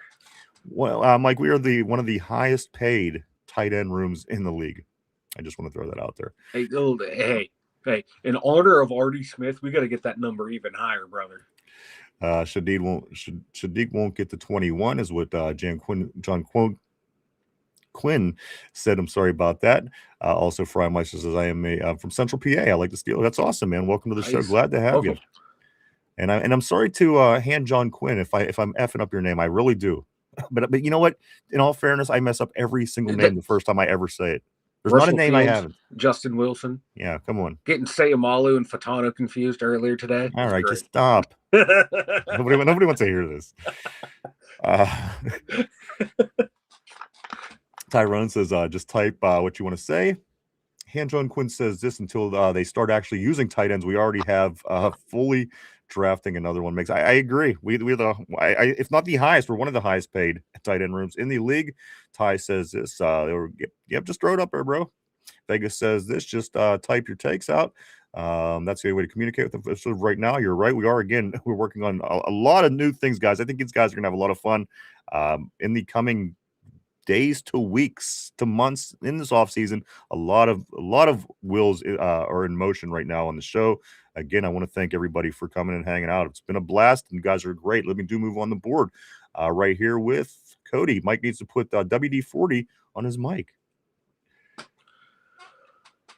I'm returning that brand new computer. We're going to deal with this laptop that's, a game day player is out here chugging along, playing with injuries. Hey, you know what? He's there every day. You're right. That computer is here. It works more than derpy, so I'm all about that. It gets ice up after every game. It gets shot up before every show. It's a game day player, boys. Mark Malone, I think we're going to have our choice of Lemon, Concepcion, and or Leone at number 21. I do want to say what's up to SF Surf. I definitely recognize the name. Welcome back to the show, SF Surf. He says, why would he want to go to the Vikings where he has to start a whole but you're right, absolutely. Let me finish your comment, to be fair. When he could go to the Steelers where he already is acclimated. I agree 100%. That was just the other team that was apparently interested in him. So if we're looking at his options, it's the Steelers, the Vikings, or retirement. I think that we could X out the Vikings. So just in case you're trying to figure out where he stands as of right now, we're still waiting for that decision. They were saying mid-March. Some people think it's going to be before the free agency starts next week. Mike tends to think it's going to be after free agency. So sometimes, hopefully, in this month, we are going to find out about him. But the point of me putting that up was those are basically his options, and they have 4 other people at least ahead of him. So it basically was bouncing back off of us. Vegas says this. None of these tight ends are dynamic like he is, though. I think there are too many other holes to pick him in round 1. What's up, Aaron J? There it is, Mike. There it is. Monday, off to a good start. Aaron J. Here we go. Steelers with the Rocks. I love that message every day on the show. Hand John Quinn says, obviously, Rodgers' decision shapes any quarterback being drafted. Absolutely. Absolutely. Absolutely. Still don't want any before 99. Freimeister says, cut DK. He's a good and screwed the offense at the most important time. Rodgers beats Rudolph. Get a true quarterback that can develop a year. You know what? I don't necessarily disagree. Freimeister, you're saying things that make sense, but you're saying things that's like, what are we going to do then? What are we going to do? I mean, we kind of already have a receiver in place with DK. Yes, he drops the ball. Yes, he punches fans. But at the end of the day, I mean, what are we going to do? Get rid of him, and then we'll be looking for a second wide receiver? I mean, you make sense. That's the hard part about what you're saying. Unfortunately, it's kind of where it is now. Mike, remember last year we thought that we were going to have this awesome tandem of George Pickens and DK Metcalf, and then that slipped us, and here we are. We have one wide receiver. He ends up being suspended in the most important games of the year. So again, he's not wrong. He's not wrong, but what are you going to do? You know what I mean? What can we do? Right. I don't know. Vegas says it would be nice if Aaron would let Lamar know. You know what? And he may have. They may already know what's going on. Maybe for draft reasons, maybe for free agent reasons, maybe the old smokescreen. You know what I mean? They could very well know what the answer is. It could very well be yes. And again, you still have to play the game with free agency around the corner and with the draft. So, and again, as I did say earlier, people of all levels of the Steelers organization have maintained constant communication with Aaron Rodgers since the season ended. So maybe that tells something. Again, I'm not saying anything, but maybe that tells something. Let's go to Fry. Fry says draft a quarterback, develop a year behind Raw. And again, that's not the worst idea either. Maybe we should have been doing that behind Big Ben, right? Or was that what they thought Mason? I don't know. But you're not wrong, Mike. A young quarterback developing. Is that what Will Howard is supposed to be? Is there going to be another quarterback that comes in also to basically be in the same position that Will Howard is in? I don't know. I don't know. This offseason is going to answer a lot of these questions, I hope. Yeah. I don't know. There's a lot to be done with this team, but it really is. But there's still a lot of key players on this team, or good players in key positions. So it's not as drastic as it seems. They were a 10-win team last year. They're really close. They're closer to contending than they are closer to like being a shit team, being one of the worst in the league. That's like saying the people that are millionaires are closer to my bank account than they are to Elon Musk's bank account. Yeah. They're millionaires. Yeah. But yeah, no, I gotcha. Let's just scoot on the board here. Ralph says change of J. Freimeister says this. He says if there are any defensive studs or freak offensive linemen, then go there. Ralph says change of head coach and new decision making. Absolutely, man. It's going to be. And again, that's not anything that we're even putting into the equation when we're thinking free agency, then we're thinking draft. It's going to be a whole different system, guys. So we're going to see a lot of things that's changing the way that this team is going to be moving forward in these next two big events. Again, 1 week from today, tampering period for the free agency, followed up on Wednesday, does kick off free agency at 4:00 p.m. And then, Mike, just a little over a month, April 23rd is the draft today. We're already in March. So next month, the draft already. A lot of big things going on for our Steelers this offseason. John Quinn says Steelers will know Rodgers' decision before next Tuesday. You know what? I hope you're right. I hope you're right.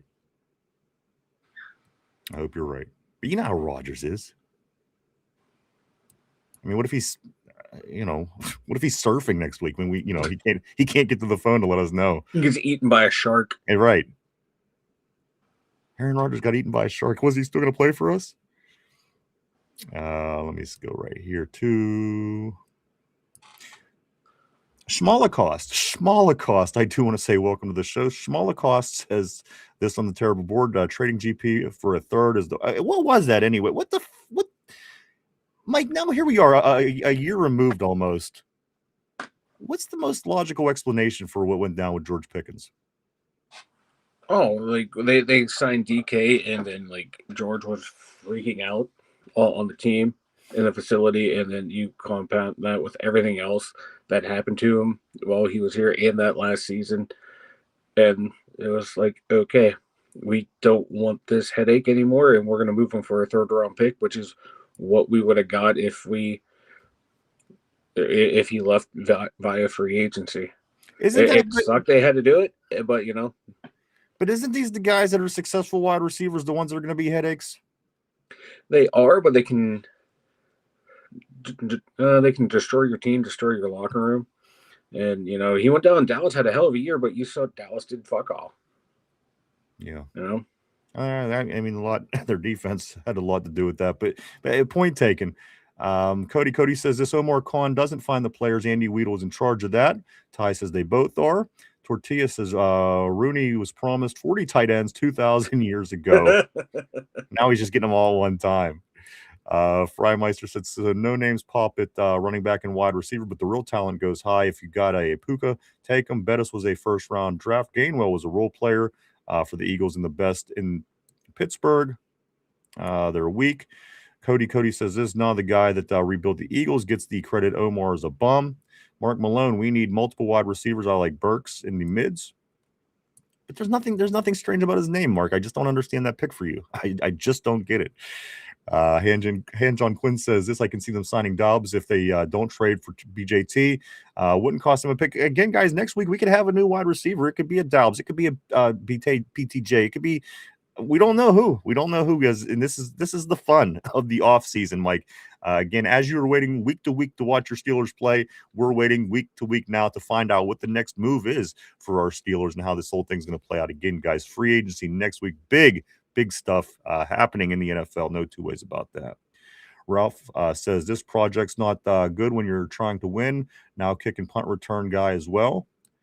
Cody says this. Mike's hissing sounds like a like an oil well before you have a blowout. I thought it was his nose whistling for the longest time. Cody, you know what? You just ruined it for everyone. I'm canceling that new computer. We're going to have to deal with the whistle until I die. Let's see. Let's go right here. Tyrone says huge offseason. Absolutely. This is a huge offseason for Omar. Mike closed the BOP. Fry Meister says this. It's nice to just call a guitar. Absolutely, man. We're working on that, sir. We are working on that. Let's do scoot up to Yinzer Joe. Thomas's production went down after Jags traded for Jacoby Myers. He wasn't in their plan moving forward. You know, and that Jacoby Myers move for sure certainly played a role as well. John Quinn says enter Jacoby Myers, already a known commodity. BTJ in second-year player. Vegas says no doubt maybe they will add a call-in option, but so far they haven't. Let's go to Ralph. Ralph says Tom Donahue used to say, get them good or get them gone. And the Steelers are not the Salvation Army. Mark Malone, I wonder if one of the Jerky Boys. I'm sure we'll get some Jerky Boys calling, and that's all right. I'm ready. I'm ready for the Jerky Boys, as I do got my my soundboard under construction, like that. Right around the time that the phones do get rolling, I think my soundboard is going to be right where I want it. I was up till 5 this morning working on it. I'm going to be honest. 5 this morning. It was 5:18 or something like that. I'm like, I got to get to sleep. Vegas says you're going to grab Joseph's what? Also, Fry Meister said, I thought I heard a big bird. I thought it was Mike's nose whistling for the longest time. I got to be honest. Mark Malone says, I bet they know Dante Corleone. Kenneth says Skylar showed traces of his old self, even doing well in the preseason. And then he got jumped in Ireland. Vegas, that was the next words out of my mouth. Was him getting jumped in Ireland. Ireland? Tater tort? No. What did Tater Tart say? He didn't say anything, but you know what I was thinking? Skylar Thompson got mugged. Oh yeah, he did. Ireland. Oh, yeah. I bet that was Tater. Where the hell is he at anyway? Where is that Tater? He's gonna be on Derpy status. I'm gonna have him and Derpy shitting in a diaper by the end of the month. Competition, see who can drop the biggest load. Let's go right here to Somber. Motherfuckers get jumped every day, B. David Muse, I do want to say welcome back to the show. He says, why they want the community to pay for a new stadium and not the Roonies? Didn't the community pay for Heinz Field? You know what? I'm not sure. I'm not sure what's going on with that. I just know that they do need to make a lot of improvements. Whether they don't build a new stadium, whatever it is they got to do, they got to get out of that F- or F grade and spend some money somewhere. However they decide to get it done, because again, being the 31, Mike, the 31st worst graded team out of 32. That doesn't feel very Steeler-like to me. I'm just saying. No, he has to figure something out about that. Absolutely. Freimeister, something like, appreciate that, sir. Thank you, my man. Welcome aboard. Love to have you. Freaking awesome messages so far. Ralph says this offensive line, a mash unit until can't help the club if you're in the tube. Into Joe, they're putting new grass down today in the they are. They're putting new grass down. That's going to be done. Like they got new stadiums, new stadium seats in the upper deck. I noticed they've been working on for the past couple months or couple weeks. So things are happening to keep it maintained. But all those other things, Mike, all go down the list. just everything, how families, the things that they could do while they're there, just the whole way down the list was a failure. Again, I don't know what they got to do, but you got to fix that. You got to fix that. Got to spend some money there, Art. Spend a little bit of money, Art. Let's move on here to Vegas. When was the last time you heard an NFL quarterback on a road trip with his team getting jumped? Really? Well, it's bad when no offensive lineman is there to hang out with you. Yeah, usually the offensive linemen are there to have your back. What is the chances the quarterback? Not even the third stringers were hanging out with him. Come on, Dylan Cook should have been there. Somebody should have been there with him. What about didn't Mark Sanchez? He got himself into some shit too in the offseason, didn't he? Or early in the season? Oh, he was all drunk and followed that guy and then tried to fight him. That guy stabbed him. That's right. Yeah. That's right. Hey, he's up on Mark Sanchez is up on felony charges. Yeah. What's more embarrassing, Mark Sanchez being up on felony charges here in his retirement, or the butt tackle? Oh, that's just a continuation of the butt fumble. I agree. Let's scoot on the board here, Mike. I do see some things going on I want to get to here. Let's start right here. Mark Malone. Hell, I think he was the top graded left tackle. Tommy Strings, a rookie for competition for Cook at left tackle, would be the right decision. I do too. Something has got to go. Unless you bring in a sure thing, a left tackle from free agency, this is more than likely the scenario, Mike, will be Dylan Cook will be in some kind of competition this summer. Yeah, there has to be competition. There has to be, right. And the thing is, if Dylan Cook's going to be the guy, I want to see him earn it. Yeah. I want to see him, push himself to keep getting better. And I'm sure he does. These young men are these people in any sport, Mike. They always push themselves. But again, that competition will bring the best out in you and see what these guys really have. So, I mean, he only played 348 snaps last year. All right. Let's not get carried away when some of these guys are, rated above him with 900 to 1,200 snaps last year. They played a shit ton of football where he didn't play that much. No, you are right. Mark Malone, was he number one in the league? Was he number one in the league? No, not even close. Who was that? No, he wasn't even close to the highest rated in the league. Penny Sewell was the highest rated at 95, and then following that is Tristan Wirfs at 92 on PFF. All right. We did get that. Let's go to Vegas. Vegas says the Steelers had to allow high school games to be played at Heinz Field to get their. But in all fairness, they've been doing this ever since I was born. It used to be Three River Stadium when I was a kid. Everyone they wanted to get the Three River Stadium, and they just never changed it. It's the high school championship games for the Western Pennsylvania part of the tournament are always played at Pittsburgh Steelers home field now. But Mike, they do it a little different because they have 6 classes now. They can only fit 3 games, and then they put 3 elsewhere, like Peters Township, somewhere like that. So it is changing. Maybe that's a sign of things to come. Somber said that's what, and that has what to do with him being a third-string quarterback. Jones is a bust, Mark Malone says, but also Mark Malone says 100% guaranteed. Freimeister says this. Can you go? We are. Yes, everybody. They're expecting. Where's Fry? Who's from Central Pennsylvania? Was it Fry? It was Fry. Fry. Yes, of course. They're expecting over 500,000 people to be jam-packed down in the Point Park and over the bridges and onto the North Shore. But yes, we will be down there. We'll be down at the draft this year. We invite you to come on down.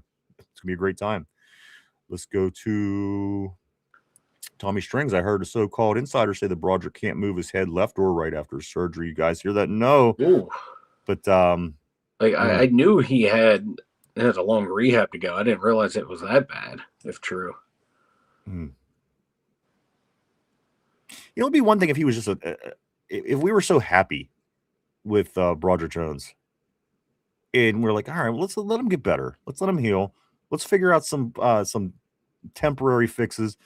That's not the case. He's not a light at the end of the tunnel.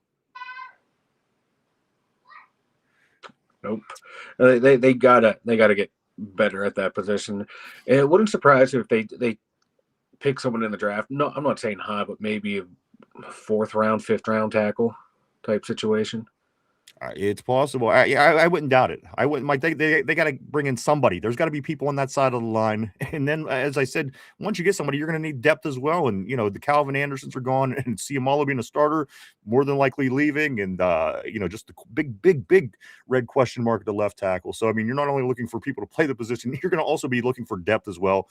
No doubt in my mind, Mike, that those 12 picks are going to certainly not go in vain, as they're going to be drafting depth as you get to day 2, day 3. That's all, it's gonna be a lot of depth pieces with those 12 picks. So, maybe that's a blessing in disguise. I'm gonna go right here to way too many games being played on that. Absolutely, it is. And then Pitt plays there full time, all their home games. David Muse, I do want to say welcome back. David, he says it's time to fire a con artist. How many first-round picks are going to be a bust before everyone realizes Con is a bad GM? But he only had the 2 so far, right? He's only Broderick Jones, Troy Fatano, and Derek Harmon are all of his first-round draft picks. Yeah, I think, and again at the time, Broderick Jones looked good, but point taken though. I mean, they haven't been. Go ahead, Mike. Sorry. But then you take a look further down in that first draft class. Joey Porter Jr., who's a potential All-Pro. Keanu Benton, still not a starter, but a rotational piece. Darnell Washington, a beast. Nick Herbig, a beast. That's just the first draft alone. You got 1, 2, 3, 4, 5 guys who are actively contributing to this team. Then you get into the next draft. Fatano and Frazier, your starting right tackle and your center. Roman Wilson's turned out to be a bust. Then you follow that up with Peyton Wilson, a rotational piece at the linebacking core, and then Mason McCormick, your starting right guard. You draft 3/5 of your offensive line in one draft. Those are good draft classes. Let me move forward. Cody says this: Roman Wilson reminds me of the Spork on Toy Story. He reminds him of that Spork on Toy Story. NVK Somber says Mark Malone. We got the cash. We got the picks. We do. We have a lot of capital to make things happen. We got draft picks. We have money. So again, guys, I don't expect us to be sitting around on our hands for the next couple months. Very much, very exciting. A lot's going to be happening again next week. Free agency kicks off next month. The draft kicks off. So much stuff going on, and again, all new for the most part. Coaching staff from top to bottom. So it's very, very interesting, guys, to see which way this goes. Ralph says Steelers are drafting a long snapper in the first round. Also, Ty says this. David, he only missed one. Okay, going back to that draft comment I'm seeing. Cody says this. Omar Khan is a ace-hole. Ty says y'all hear this Muth trade news. When I heard about Muth, maybe I did, maybe I didn't, Ty, but this is the scoop that I got. The Muth is not available despite the trade interest rumors going around as of this morning. Before I got on, I did read this. There's as many as 5 teams that are inquiring about Pat Freiermuth, Mike. But as before, right when we got on, the last I read, Muth is not available despite all the trade interest. Yeah, I just excuse me, I was just scrolling through Twitter and noticed that as well, that it was been reported again that now it's up to 6 teams have been calling the Steelers, and Omar Khan keeps saying he is not available. Mike, what would you give up for him? Would you give up something vital that we need? Would you give up Pat Freiermuth in a deal that could bring us a starting left tackle, somebody who could come right in and be the guy? And I mean, again, 3 biggest positions on the field: left tackle, quarterback, and cornerback. Yep. If you could land that left tackle with the Pat Freiermuth, where we, in theory, we have an abundance in a sense, because I don't think that Jonnu's going to be. I hope that Jonnu Smith's not going to be around next year. But with a guy like Darnell Washington, does that give you a little bit more luxury or leeway, I guess would be the word, to maybe use Pat Freiermuth if you could really pull in a guy that's going to be able to step in left tackle, play that position, and be that guy for you for the next X amount of years, Mike, because we certainly need a left tackle way more than we need tight end depth. Yeah, hypothetically, yeah, if that was an offer to where hey, this guy's we really want this tight end, where our left tackle, we for some odd reason we would trade him. Yeah, sign me the fuck up, because it's harder to find a starting left tackle than it is to find a starting tight end. So I 100% I would do that. I would even do it I would like even trade move. Fryermuth if you can get me a legit number 2 wide receiver. I would do that. So Mike, then I would go out and find me another tight end in the draft for free agency.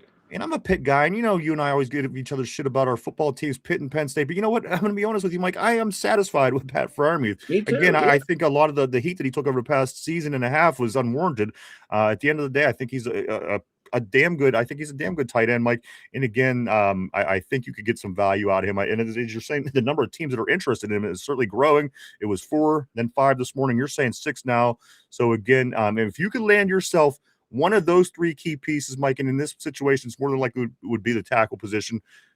I think that you might have to do it because you do have a Darnell Washington who can be the team's tight end. And again, then you could build your depth beyond that.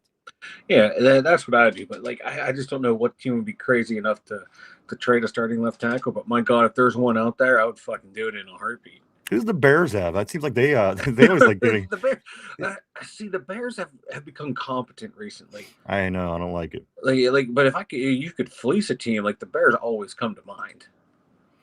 Let's go to Mark Malone. He says, I'm about to take a rip off the old keyboard duster. Mock draft incoming. Mark's mock drafts get better by the more duster he partakes, I guess you would say. Han John Quinn says, sharing facilities led to Kenny Pickett busted picks, setting us back to where we are now with the quarterback room. Sorry. David Muse says the 3 years Con has been GM, bad first round picks and bad free agent signing, just bad decisions. One thing that I do like about him, David, is he's active, and I think that's his strength. He's not afraid to pull the trigger, and I think that's what we're going to need at the GM moving forward. Just because, again, this is a new era. This is a new team. This is a new coaching system. It's going to, all new coaches, and again, a lot of these players are going to be changing. I don't get me wrong. There's certainly flaws. There certainly are faults, but I do love his unwillingness to not sit on his hands, Mike. I do love the fact that he's willing to pull the trigger at the end of the day to make a move. Because again, Mike, 2 years ago, before Patrick Queen was here, bringing Patrick Queen in sounded like a damn good move. Yeah. He was an All-Pro in Baltimore. So at the end of the day, I understand he's not perfect, but there are certain things about him that I do like. And again, just being able to pull that trigger on some of these moves sometimes. When was the last? Listen, let me ask you this, Dave. When was the last time you could have ever imagined bringing in a Jalen Ramsey and a Jonnu Smith and all the players that he's managed to bring in? Yes, they didn't all become successful, or they wasn't all a success. But no GM has ever went after people in free agency, certainly the way that Omar does. And again, the more you do it, yes, you are going to have misses, but you're going to have hits as well. So I kind of sort of agree with you, but again, I like his activist. I love the way, Mike, he doesn't sit on his hands and he's not afraid to make moves because you have to make moves. Not afraid to move on from guys either. But like to say his drafts were bad, like even last year's draft, Derek Harmon has proven he's going to be a stud. Caleb Johnson, I think that was a wasted pick. But Jack Sawyer showed that he can be a damn good backup edge. Y.A. Black showing a lot of potential. And Carson Bruner, you need a guy like that on special teams. So he's had 3 solid drafts back to back to back. The only high picks that he missed a couple of high picks, but so do a lot of teams. And even like that miss on Broderick Jones, I think that was more on the coaching staff and the player. Like failing to develop him into the way he could be, because Broderick Jones has shown flashes that he can do this job. But like to say he's had bad drafts, it's patently false. I do want to say thank you, Freimeister. I do like the comments back and forth about this right here. We can talk. I love talking the draft about who was the bad pick. I just wanted to say bye to Freimeister. He did say in the very last message. He says, got to go. Thanks for a great show, guys. Thank you, Freimeister. Awesome having you, my man. Hope to see you back. You were great on the board. Thank you. Have a great one, dude. Go ahead, Mike. Sorry, I didn't want to. No. Like, I'm not trying to badmouth anyone on the board. I just, I think the drafts have been really rock solid. I agree. Like the free agency has been hit or miss. All right, Cody. Cody says this Tyrone is going to root for Artie Smith next year.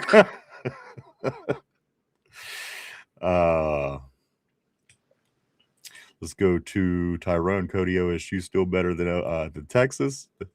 Texas. Vegas says which Rooney thought allowing the outgoing GM to draft one last time was a good idea. Oof. That computer is Matt Canada. Cody's Mike's computer with the yes, it is. Let's go right here. Ralph Williams says Omar Khan, a numbers cruncher and assistant GM. Andy Weidel does all the work. Cody says, yeah, Tyrone, have fun with your 3 tight end sets and jet sweeps. Let's go to Ty says this. Smith won't do that with the Ohio State offense. LOL. They have wide receivers. Cody says Artie Smith doesn't believe in wide receivers. They're fugazi to him. Fake. Let's go to Vegas. He says it's tough to draft a guard in round 1 because who wants to pay a guard $25 million on a 5-year option? NFL needs to change how they pay the offensive line as they are not all the same. That's a good point. That is a lot of money to give an offense unless you got a stud, Mike. Then you extend them before that 5th-year option comes in, baby. Yeah. Tyrone says, shaking my head. It's OSU, Cody. They're always good, somber opinions without solutions or just thoughts. Also, Jan Joquin says this. They already know, just like last year. I think he's referring back to the Aaron Rodgers decision. I think they do too. I'm going to be honest with you. Again, this isn't like a lot of our jobs. I mean, these people are. This is high end shit, man. Millionaires, and I'm sure, Mike, that they certainly know a lot more than we do at this point. I sure as hell hope so. A multi-billion-dollar business. I mean, there's pressures and agents and people like this making calls all the time. Cody says Artie Smith will probably trade Jeremiah Smith for Jonnu Smith. David Muse, that's why the players gave Khan a C- because the fans think Khan's an A+, but the team can't win a playoff game. Or put a wide receiver 2 on the field. I think that's a big part of it as well, in my opinion. Vegas says, who Ohio State thought we need at Arthur Smith as offensive coordinator? I know who's seen that and said, I got to have me that. I got to have me some Arthur Smith on this team. I got to. And then their big wide receiver coach ends up leaving to go coach elsewhere too. Right, and that's why a lot of people went there I think it was Brian Hartline. That was a weird change of the guard there at Ohio State. I'm scratching my head, literally and figuratively, trying to figure out what the hell they were doing. Let me go to Tyrone. He says they can't win a playoff game because we had shitty coaching, but played tough competition as well. My opinion, or my problem with Omar, wide receiver 2 in contract. The wide receiver 2 is one of the biggest head scratches in my life. I've never seen a team willingly go into 2 straight seasons and not somehow find themselves a wide receiver 2. I just haven't. It's unbelievable to me. Hanjo Quinn says this on the defensive side. Graham will use the strengths of his players and be able to scheme them to succeed. Austin couldn't make in-game adjust. He couldn't at all, and it was hard to watch. So hopefully Coach Graham can do these things again, guys. Hopefully this is an upgrade. We have to remember that he was the defensive coordinator on the 32nd best team this year. I just want to keep that in your mind. Yes, he did good things with what he had, but at the end of the day, that's Raiders defense. The Raiders finished 32nd out of 32. So. Just keep that in mind. Vegas says maybe Aaron is in a cave on one of those dark, silent vacations again. It's possible. It is possible. You never know with Aaron. Who knows what he's doing? David says, well, what happened to Pickens was another bad con artist to say. You know what? That's, again, that fell under the Omar. That's what I'm saying. I don't disagree with you entirely. Mike's finding debatable points, but at the end of the day, I see what you're saying. I definitely see what you're saying. Sommer says most logical explanation was they planned to trade him pre-draft, no takers, so they did it afterwards. It was his locker room presence, and that's ultimately what I would think too. I mean, come on. Remember when him and Deontay Johnson were both on the team, and Deontay Johnson was walking off the field past live fumbles and shit while it was going on? I was ready to lose my mind. Listen, I had all dark facial hair before that season, Mike. Just in these past 2 years, this is what happened to me. So yeah, we need a wide receiver 2 more than anything right now. It's going to save my life, believe me. Tyrone agreed, but we'll replace him this year. Thank you, Fry-Meister. We appreciate it. So he says, good show. Appreciate that, my man. Chan Jung Quinn says, until the beginning of free agency, we're all just feeling tight at this point. You're right. Cody says, I'm on the top. I'm on the top of Mike's list. You are always on the top of Mike's list, Cody.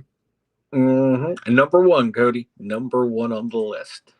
Freimeister said this. He says, I realized I said we need almost everything. This ought to be one hell of a year. You know what? It's going to be one hell of an off season. And again, there's going to be different people in the next couple of months that we're going to be excited to buy their jerseys. So however that way the Steelers season finished out, Mike, there's going to be rookies. There's going to be free agents. People are coming into town and we're going to be like, you know what? I want to get that jersey, whether you do or whether you don't. This is an exciting time of year, guys. The off season isn't for everybody. But you know what? The people that love it, they love it, and we're here for it. We're here for it all year round. It doesn't stop, guys. As we are closing in on our 5-year anniversary of this show, Mike, the big 1,000 coming up this summer. So much coming on this year, and a lot of growth, and it's all because of you guys. Thank you so much, as always, to the viewers, the board, everybody. All make it possible. Let me scoot on here for a few more, Mike, and then we're going to hit a couple more topics as we are rounding third on the show. Time flies when you're having fun. That's what they say, right? Yes, it does, man. It is zooming today. Let's go right here to Tortilla. Tortilla says this, Mike. He says, I'm not going to lie. I don't even hear the whistle, is what Tortilla is saying on the board. I don't hear it either. This is why Tortilla. This is why you're on my friends list. White on white crime. White on white crime is what Vegas is saying. Also, Mark Malone says, fucking Tater trying to set off a car bomb on the Steelers. You know what? I thought I hear you. He's coming up here. Tater's here. Hold on. Cody said, let's put another shrimp on the Barbie, which is, again, it's Australian, but nonetheless. Okay, I guess. Funny. Vegas says they do not have weights, but use Bowflex machines instead. There's the tater tart. There's our resident Brown fan, the resident Browns fan who comes and hangs out. I want to say welcome. And he did. Of course, the Browns did traded I don't know who they traded, but for the Texans, Mike, there was a move. They are bringing offensive tackle Titus Howard into Cleveland. Yeah. And I want to know what the Texans are doing, because they traded him and they traded another offensive lineman as well. Yeah. The running back. Like, your offensive line has sucked every year, and you had a good offensive line, C.J. Stroud's rookie year, that you dismantle it, then you dismantle it again, then you keep dismantling it. I want to know what they are doing down there, because it is a head scratcher. Yeah, it sure is, Mike. And again, maybe they're getting more pieces for that defense, because the defense couldn't get any better. If you went out and got more talent on that defense, come on, who's going to be able to score on that team? Somber says, there's our tater tart. There he is. He's all right. We were concerned about you, tater tart. Over there in Ireland. Kilt wearing, bagpipe playing. Scotland. Potato eating. Kai says, I feel bad for him. Only O-line you got. Sorry. Vegas says the dude yelled, aren't you Mr. Butt Fumble? And Mark shanked him. He took it hard. That Mark Sanchez took that butt fumble hard, man. Literally and figuratively, right? Let's see. Mark Malone says the mullet played tackle in college. Somber said Marshawn Lattimore got released. Tyrone, I bet Rondo's happy as fuck. Han-Jung Quinn says there is no DD along the offensive line in this draft. If you're taking offensive line at 21, better be DD 2.0. Freimeister said the poor guy in the alley bent over while working and it triggered Mark. The civil suit says it was just released. Vegas says Three Rivers was basically cement spray painted green. You're right, it was. Yeah, it was. I'm surprised people didn't complain about that as much as they complain about the surface at Acrisure Stadium. Tyrone says, I bet he is. He hates. Tyrone says, I bet he is. He hates him. He's washed. Vegas says, what happened to the stadium Pitt played in back when we were. Dude, I loved Pitt Stadium. I loved it. It was perfect for Oakland. It was perfect for Pitt. It was just so compact and so small. And they tore it down. And in case you're wondering, turn on a Pitt basketball game. That's what happened to Pitt Stadium. That is right there. So there's no space in Oakland, unfortunately. If maybe something toward the airport or just outside. I don't know. I don't know what the ideas are that they could do for Pitt, but I loved Pitt Stadium, Mike. It's no longer there. I was pissed. I was very pissed whenever they got rid of it. And again, now the Peterson Event Center is in its spot. The Pete, I like the Pete though. I like the Pete too. It's an amazing place, but at the end of the day, I want a football field. Yeah. They need their own home. That was when Pitt was playing at the it's Civic Arena. They were playing their basketball games at the Civic Arena every year. Somber says that first draft was solid as fuck. Tortilla says, tell him Vanilla, Con for life. Hand Joe Quinn says Con is not a bust, basing that on one pick who was played in a position he wasn't drafted to play in. Somber says, of course, they'll say that he isn't available right now. We'll see in a couple of weeks. We're talking about Aaron. Tortilla, I'd trade Pat for BTJ. Would you? No, I wouldn't either. I think you could get. I think you could get more for. I think there's more value with Pat Fryermuth that we could get something a little better. I just do. Freimeister said, "You guys each tell a joke during the broadcast transmission." We could absolutely. We could tell all kind of jokes. We could do all kind of stuff, my man. Just keep throwing up on the board, and who knows? It might just be the next thing we do. Somber says the Browns. There you go. Best joke ever. How does it get any funnier than that, Mike? The Cleveland Browns. It's the joke that keeps on joking, man. You know, it's the best. It is. Vegas is not having a wide receiver 2 in a league built for passing more than ever in 2 years is a big strike against any GM, in my opinion. That's my strike as well. That's a huge drop of the ball, in my opinion.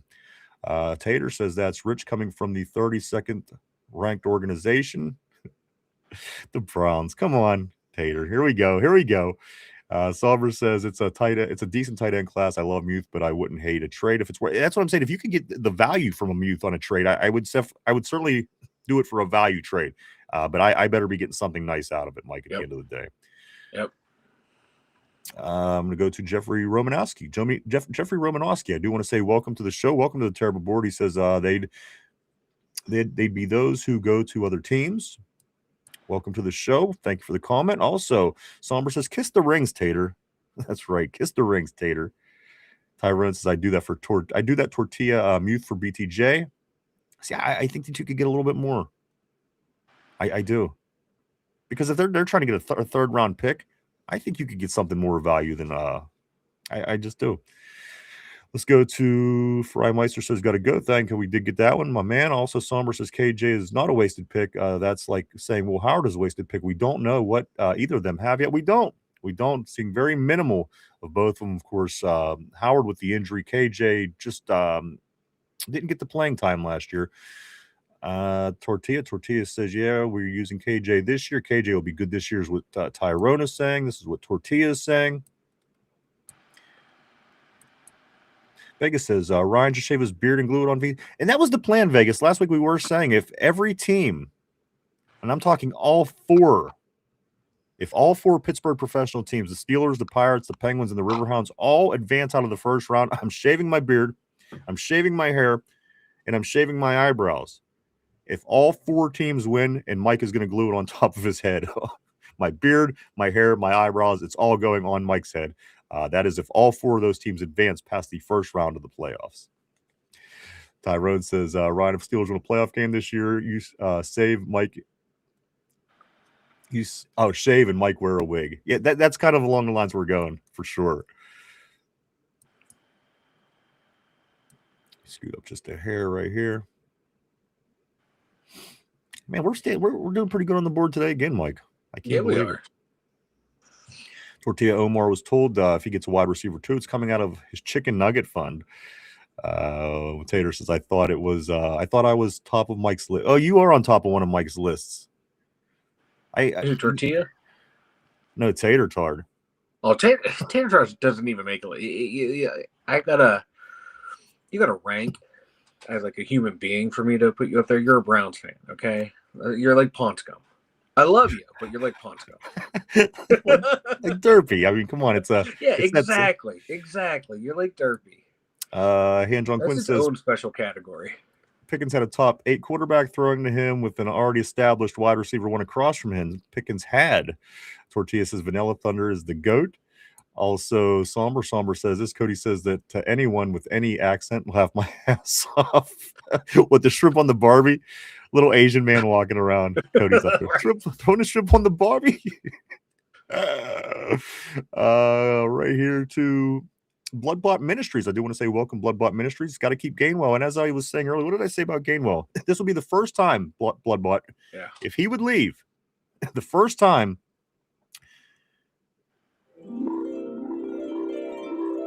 in 30 years, the Steeler that got picked to be the team's MVP left the following year. 30 years ago, Neil O'Donnell was the last time a team voted MVP for the Steelers, was the last Steeler to leave the following year, 30 years. So if KG does it, it would be a rare thing. But I do know, Mike, that people got their eyes on him. Yeah. I mean, he's not going to be a number one back, and people aren't looking at him as a number one back, but he's certainly he's going to test out. He's testing out the waters. He's seeing what's out there for himself. I can see KC making a run at him. I think he'd fit well. I think he would fit great with KC, and that's unfortunate for us because I think that he would do a great job at making them a lot better, and they're already a good team. A lot Lizard got his phone. Tortilla says. Vegas says, was it their river or lake that was on the fire for years in Cleveland? I thought it was the Cuyahoga River. I thought it was the football team. They've been on. Let's go to Bloodbot Industries. He does say this, or Bloodbot Mysteries. I'm sorry. Bloodbot Mysteries says, why don't they give Will Howard a chance? Well, Bloodbot, he was injured all last year. And the unfortunate part it was preseason when he got hurt early. So we didn't even get a chance to see him in preseason. By the time he got back from the broken hand, he was kind of not needed anymore, as they had Aaron slotted in at 1, Mason slotted in at 2.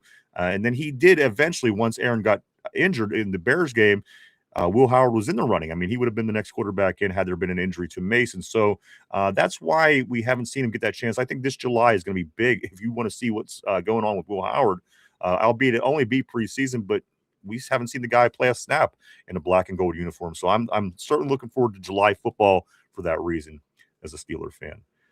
He follows it up by saying the middle of our defense needs work. Absolutely. There's a lot of holes that we need to work on in this draft and this free agency, guys. And again, just 1 week from today, Mike, the tampering period for free agency starts 1 week from today at noon. Can't wait. Vegas says they need to demolish of the little towns around Pittsburgh and build a huge Steeler complex around. I dig it. I dig. Bloodbot Ministry says this con was getting his marching order from Tomlin, who seemingly played every pick out of position.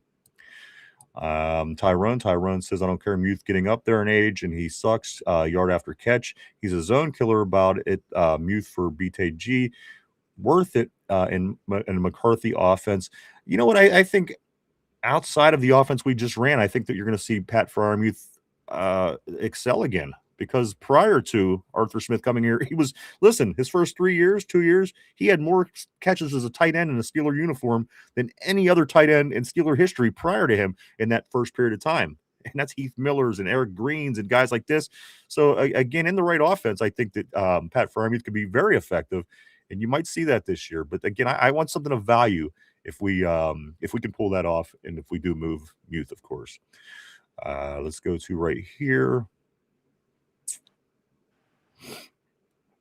I know he's right under Tomlin. We became the Browns. Think about it. I don't want to.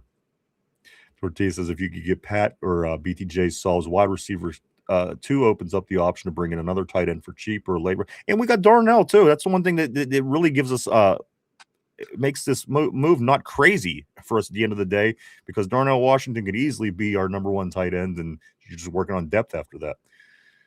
Sober says, laugh my ass off. Eyebrows would be epic. Hey, you know what? That's why I went there, because all 4 teams have to get out of the first round. I'm just saying. I don't take a bad bet. Let's go to Joe John Quinn says this. It isn't that Con didn't try 2 years in a row. It takes 2 to tango. How many of us are drooling over Ayuk? Where is he? I agree. We all wanted Ayuk 2 off seasons ago. My God.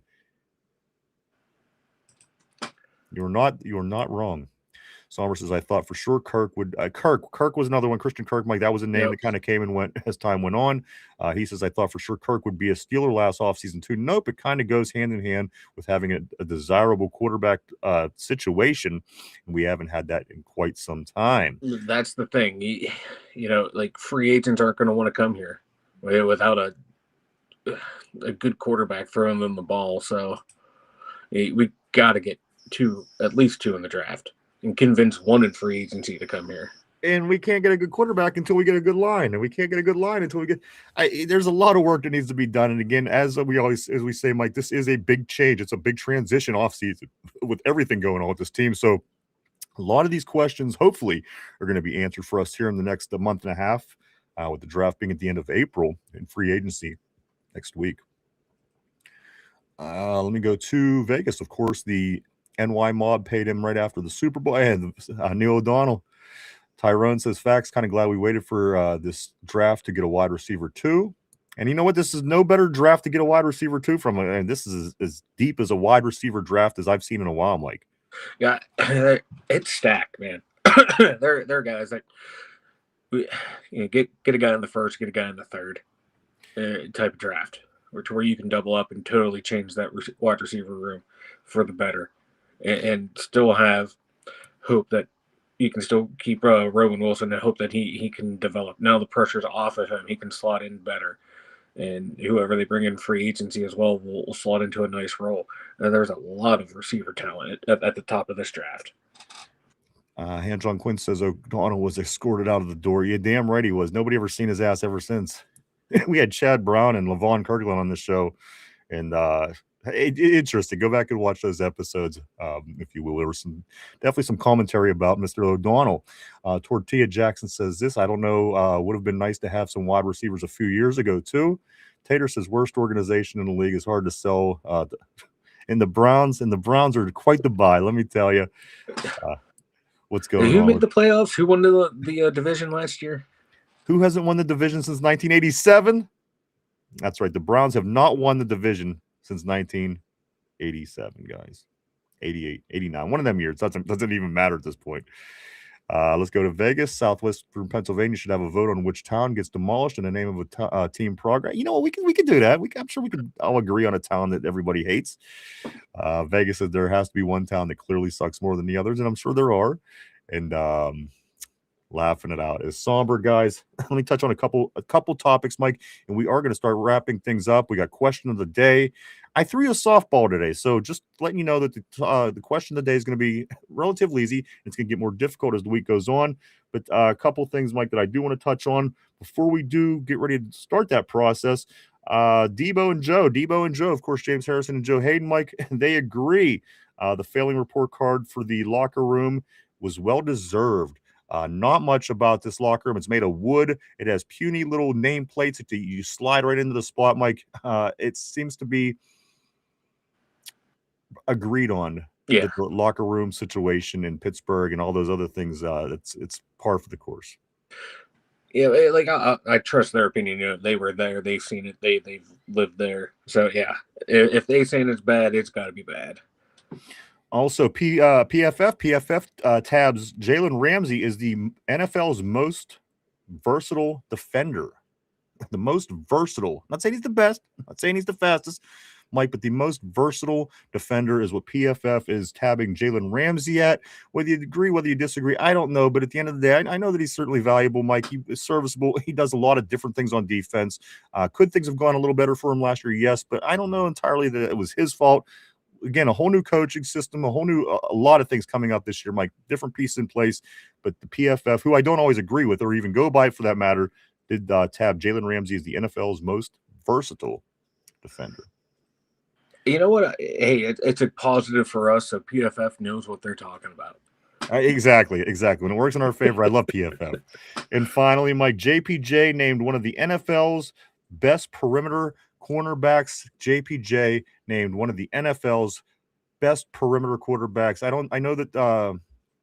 know my man Tyrone on the board certainly won't disagree with that, Mike.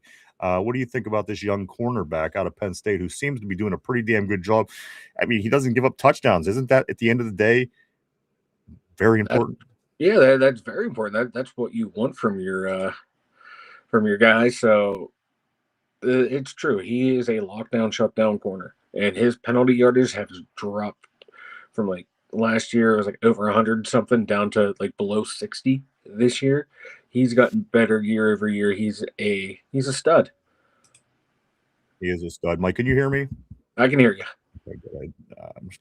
All right, good. Let's get a couple more messages, Mike, and we are going to start getting ready to get to the question of the day. I'm going to go right here. Right here. Somber says 5 toilets is insane. They had to fight over the 2 upstairs when the others were full. It is crazy because again, there's got to be 100 people, like 53 football players, all those coaches, all those trainers, and there's always extra people lingering around in the locker room. Yeah. 5 toilets. Think of that. That's insane. I mean, yes, it's my team, but at the end of the day, I admit that's pretty shitty. Come on. But Here, you know what? And the thing was, I had something for that as well, Mike, and I didn't take advantage. But here you go. There you go. Working on the soundboard. Well underway. Vegas says my high school had more than that and was built in the 1960s. Best in the league. Tyrone is saying about JPJ, of course. Tortilla says Art, go find a tree Rooney. And Vegas says, do the women employees have their own restrooms? I don't know. That's a good question. Vegas says players need to go crap in the woods like a young Shannon Sharp. Mike, why don't you tell everybody about the website and all the new things going on over there? The Dumyinzers.com. That's the number 2 DUMYINZERS.com. Check it out, everyone. We got all of our links over there for running on social media. We got my blog, which is full of my dumb thoughts, and we have Mock Draft Monday over there for me. And over on the NFL Draft tab, we got RB with a couple articles up. We got Chomp, the other draft guru, got his top 5 targets for the Steelers in the first round. Check it out at the2dumyinzers.com. Go check it out, everybody. A lot of cool things over there. Mike has been he's been putting some serious time into the new website. Go check it out, www.the2dumyinzers.com. That's www.the2dumyinzers.com. Again, the new guys that are on board will be making their on-air, what's the word I'm looking for? Their on-air debut. Debut. They'll be doing that soon. But guys, before they do that, do check out their work over on the website as they are putting up articles and just their opinions on the draft and things that are coming up, guys. A lot of good stuff over there. Go check it out. www.the2dumyinzers.com. Time to get into some trivia for the day, Mike. Again, this is going to be draft trivia, where it's going to be a draft question regarding our Steelers. It's a softball. Again, I'm going to go a little bit difficult as the week goes on, get a little bit harder. But, Mike, today is a draft question. So put on your thinking caps. Everybody at home, everybody on the board, do the same thing. Get your thinking caps on. Let's get into this question of the day. It is, of course, a draft question. And, again, this is, Mike, I may have not thrown you an easy one like this for quite some time. So let's get at it. Who was the last wide receiver selected first overall by the Steelers? Who was the last wide receiver selected first overall by the Steelers? Take a minute to think that over. We're live 5 days a week right here, Monday through Friday, 11:30 a.m. to 2:30 p.m. every day right here on the Tube. On Tube. Throw up your guesses if you got it. If you know it, throw it up on the board as well. The question is, guys, who was the last wide receiver the Steelers selected with their first overall pick in the draft? Ty is saying Santonio Holmes. Mike, Santonio Holmes is a good pick. Ty has up on the board. We'll give it another couple moments to let people throw up their guesses or answered. Richard Jankowski, I do want to say what's up, my man Richard. He says Lewis Lips. Lewis Lips is his guess, Mike. Let's see, Holmes, Swan. Hand-John Joe Quinn is saying Swan. Aaron Jade saying Santonio Holmes as well. Mike, some different answers. Why don't you give me your thought process on who you think it might be? It is Santonio Holmes. He was the last one taken in the first round. So no wide receivers. No receivers since then. Under the Tomlin era at all. None. Zilch. Wow, that was Cowher's last pick. So that's an interesting take. Mike, is that going to be your final answer? Final answer. All right, let me get you locked in. Locking you in. All right. Locked in. There it is. You're locked in. Locked in. Aaron Jade says Santonio Holmes. Also, Vegas has traded up with the New York Giants to get San Antonio. Too easy, Somber says. I agree. But I number 10 is what Somber's saying. It seems to be the common answer, Mike. Again, I'm not saying that's it yet. I'm going to let other people throw up their guesses if they have, and we'll give another minute or so, and then we will reveal this answer. Tater says Holmes sucked. Yeah, Holmes sucked. He was a bum. You know what? The one play that Santonio Holmes made in the Super Bowl was more impressive than anything the Browns had ever done. Exactly. The Browns never been to a Super Bowl. And the one play that San Antonio made in that particular, and he made a bunch of plays in that game, but that one play was way more amazing than anything the Browns have ever done in their history. But that's why we have Tater Bard. He's fighting. He's fighting the fight. He's fighting the fight, guys. Holmes, no, he didn't. Vegas says, guys, here is the question of the day and the answer. Who was the last wide receiver selected number 1 overall by the Steelers, guys? And it was Santonio Holmes, of course, number 10. Number 10. Before that, Aaron Jade says Plexico Burris. I don't think Plex was the number 1. Yeah, he was. Was he first round? Yep. Okay. Mm-hmm. Yeah, because we took everyone in the media flipped out because the year before we took Troy Edwards in the first round. Then you double dip the following year and got Plex, and people were like, "Why were you doing that? It's so stupid." That was Aaron's guess as well. Also, Vegas says this Browns took Winslow Jr. Yeah. Browns took Winslow Jr. instead of a Hall of Fame quarterback. So there you go. We just laugh. We just laugh at Tater here at the show, guys. So if you're new, just take a moment, point at the screen, and laugh at Tater anytime that you feel necessary. It's totally acceptable. Matter of fact, it's encouraged here on the two Dum Yinzers. I was about to say it's very much encouraged. Where are we at, Mike? It is about that time. Ty says, Big Ben says, thank you to the Browns for not picking me. All right.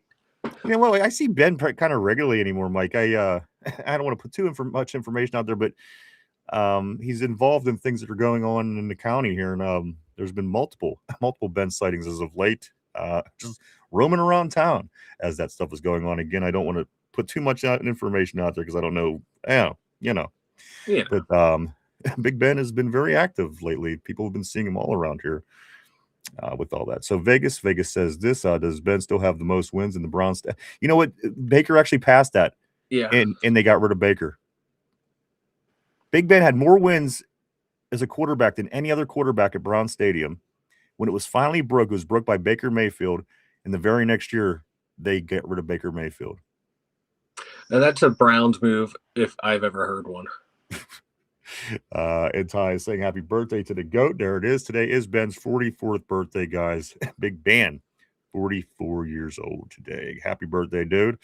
My couple things before we do start getting ready to wrap things up for today. I do want to say, what do I want to say? I want to say this. I want to say, guys, as we are in this off season, there's still a lot of football going on. There's still, again, 1 week from today, tampering period, 12 o'clock. Next Monday, teams and players are going to be allowed to communicate and contact one another about free agency type moves. And then Wednesday, free agency is 4 o'clock is when it starts. This is when you're going to start. You're going to see the madness going on in faces and players and people moving everywhere around the league. It's one of the funnest times in the year, in my opinion. Mike. And also the draft next year. With all this going on, you got to be working up a little bit of a thirst. And if you are working up yourself in pro days as well, exactly, Sauber. And if you're working up the thirst, you might want to stop by and grab yourself some Duquesne Pilsner, Mike. For all these events, now available in Giant Eagle in 12 and 6 packs, and then also the in cases anywhere that you could buy cases. Duquesne Pilsner goes out of their way to help promote us in many ways, and we can't thank them enough. So we figured we just put it out there, guys. Go follow them maybe on social media. If you don't like to drink, and if you do like to drink, go grab yourself Duquesne Pilsner, delicious beer. We have it on tap all the time here in the studio. Mike and I do. It's brewed right here in Pittsburgh, and it says on the can, Mike, grab a Duke. Grab a Duke. Also, go check us out on social media, guys. We're on Facebook. We're on X, formerly known as Twitter. Instagram, Threads, and even TikTok. Swing by, hit the follow button. Keep up with the two Dum Yinzers up to on a day-to-day basis. And if you have not had the chance yet, do hit the like button down below. Hit the subscribe, or even leave a comment. It all helps in the algorithm, guys. We appreciate it all. Thank you so much, Mike. As far as today went, any end of day comments that you may have on anything that we talked about on today's show?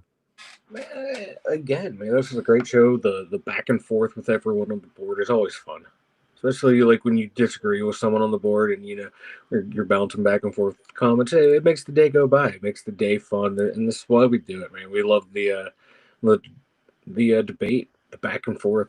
It's a fun one today. I think it's Sebastian Janikowski and Ron Gant today, and Reggie Bush. Sebastian Janikowski was a beast, though. I remember the Raiders. There was nothing that they could have done to not take him in the first round. Sebastian Janikowski was the first round pick. They wanted him bad. Old left, southpaw, I guess you'd call it. They, and then they took a punter, Shane Leckler, in like the second or the third or some shit like that in that same draft class. They're still trying to That's a rebound. total Raiders move, man. I love it. They're still trying to rebound. Han John Quinn says 12:01 on the phone with Jacksonville when he's talking about that next week. 12:01 on the phone with Jacksonville. Hey, might be. Somber says they're all on different dates. I'll put a link in. CG Tyrone. Ty says number 24 all day. Vegas says he was a beast at FSU when they had a great kicker. They won the national for sure. For sure. Somber says mad respect for special teams. LOL. And then also, okay, gotcha. Han Jung Quinn says this. My name is an acronym for my children's name. That's awesome. That's awesome. Cool. I like that. That's awesome. I also do want to say this. I do want to say thank you, everybody, for coming and hanging out and checking us out today. We appreciate each and every one of you. We truly, honestly do. We wouldn't do it without you guys. Thank you so much. I want to say thank you, everybody on the board. You guys always keep the show interesting, and you are the lifeblood of this show. I always say it, and I always mean it. You guys are the best. And everybody that's watching at home or at work or in the car or the gym, wherever you may be, or just listening, thank you too, guys. You guys rock our world. We only hope that we could do it. Just a fraction back to you is what you give to us, guys. Thank you so much. We roll. Let me grab a couple more of these messages, Mike, and we are going to start getting ready to wrap things up for this Monday installment of the show. Of course, we will be back tomorrow at our regular time to do it all over again. We are here 5 days a week, and this off season, Mike, is going to be a blast. We've done about 4 or 5 of these off seasons so far since we've started the show. This one I'm looking forward to. Again, so much stuff going on. The draft coming right here to Pittsburgh. 12 draft picks for the Steelers. Free agencies next week. So much stuff, guys. Somber, peace, gents. We appreciate that, sir. You as well. Tyrone, no, you were the GOAT, my friend, but thank you anyway. Vegas is Baker 19, number 1 Flacco, and Ben Tide at number 2 with 12 wins at the Browns field. Tyrone, oh, you know what? And Flacco got himself a better chance, though, because he came back. He played for them. Yeah. And then he went to another team that played there a couple of times. So, again, I think Ben's domination was more impressive, but you are 100% right, Vegas, on that. Tyrone, make my way. Hey, we appreciate that, sir. We're glad that we could do that for you. Make my work go by. Thank you, sir. Mike, anything else before we do wrap it up for today? No, man, great show, everyone, man. I had a blast, and man, you guys knocked it out of the park today. Absolutely, guys. Again, thank you so much. We'll be back tomorrow at our regular time. It just feels like there was something right on the tip of my tongue, Mike. I was hoping that I was going to be able to remember it as you were talking. It didn't happen, and I'm sure I'll remember it the second I go off the air, and then I'll overthink it for the next 24 hours, and then you know how things are. Ty says if Omar can open his eyes, get more cap space. Guys, thank you so much. That's what it was. Do go check out the website. Lots of stuff over there. Mike's put a lot of work in. And the 2 new additions to the crew, RB and Chop, also with their articles and top 5 picks at this point. Go check it out over on the website, www.the2dumyinzers.com. That's www.the2dumyinzers.com. I think that's it, Mike. I'm going to come to you one more time. Speak now or forever hold your peace, my friend. All right. I want to thank you so much, everybody. We hope to see everybody back tomorrow. We'll be back at our regular time. I hope everybody has a great, safe Monday. Stay warm, stay safe, and we'll see you tomorrow. Bye-bye.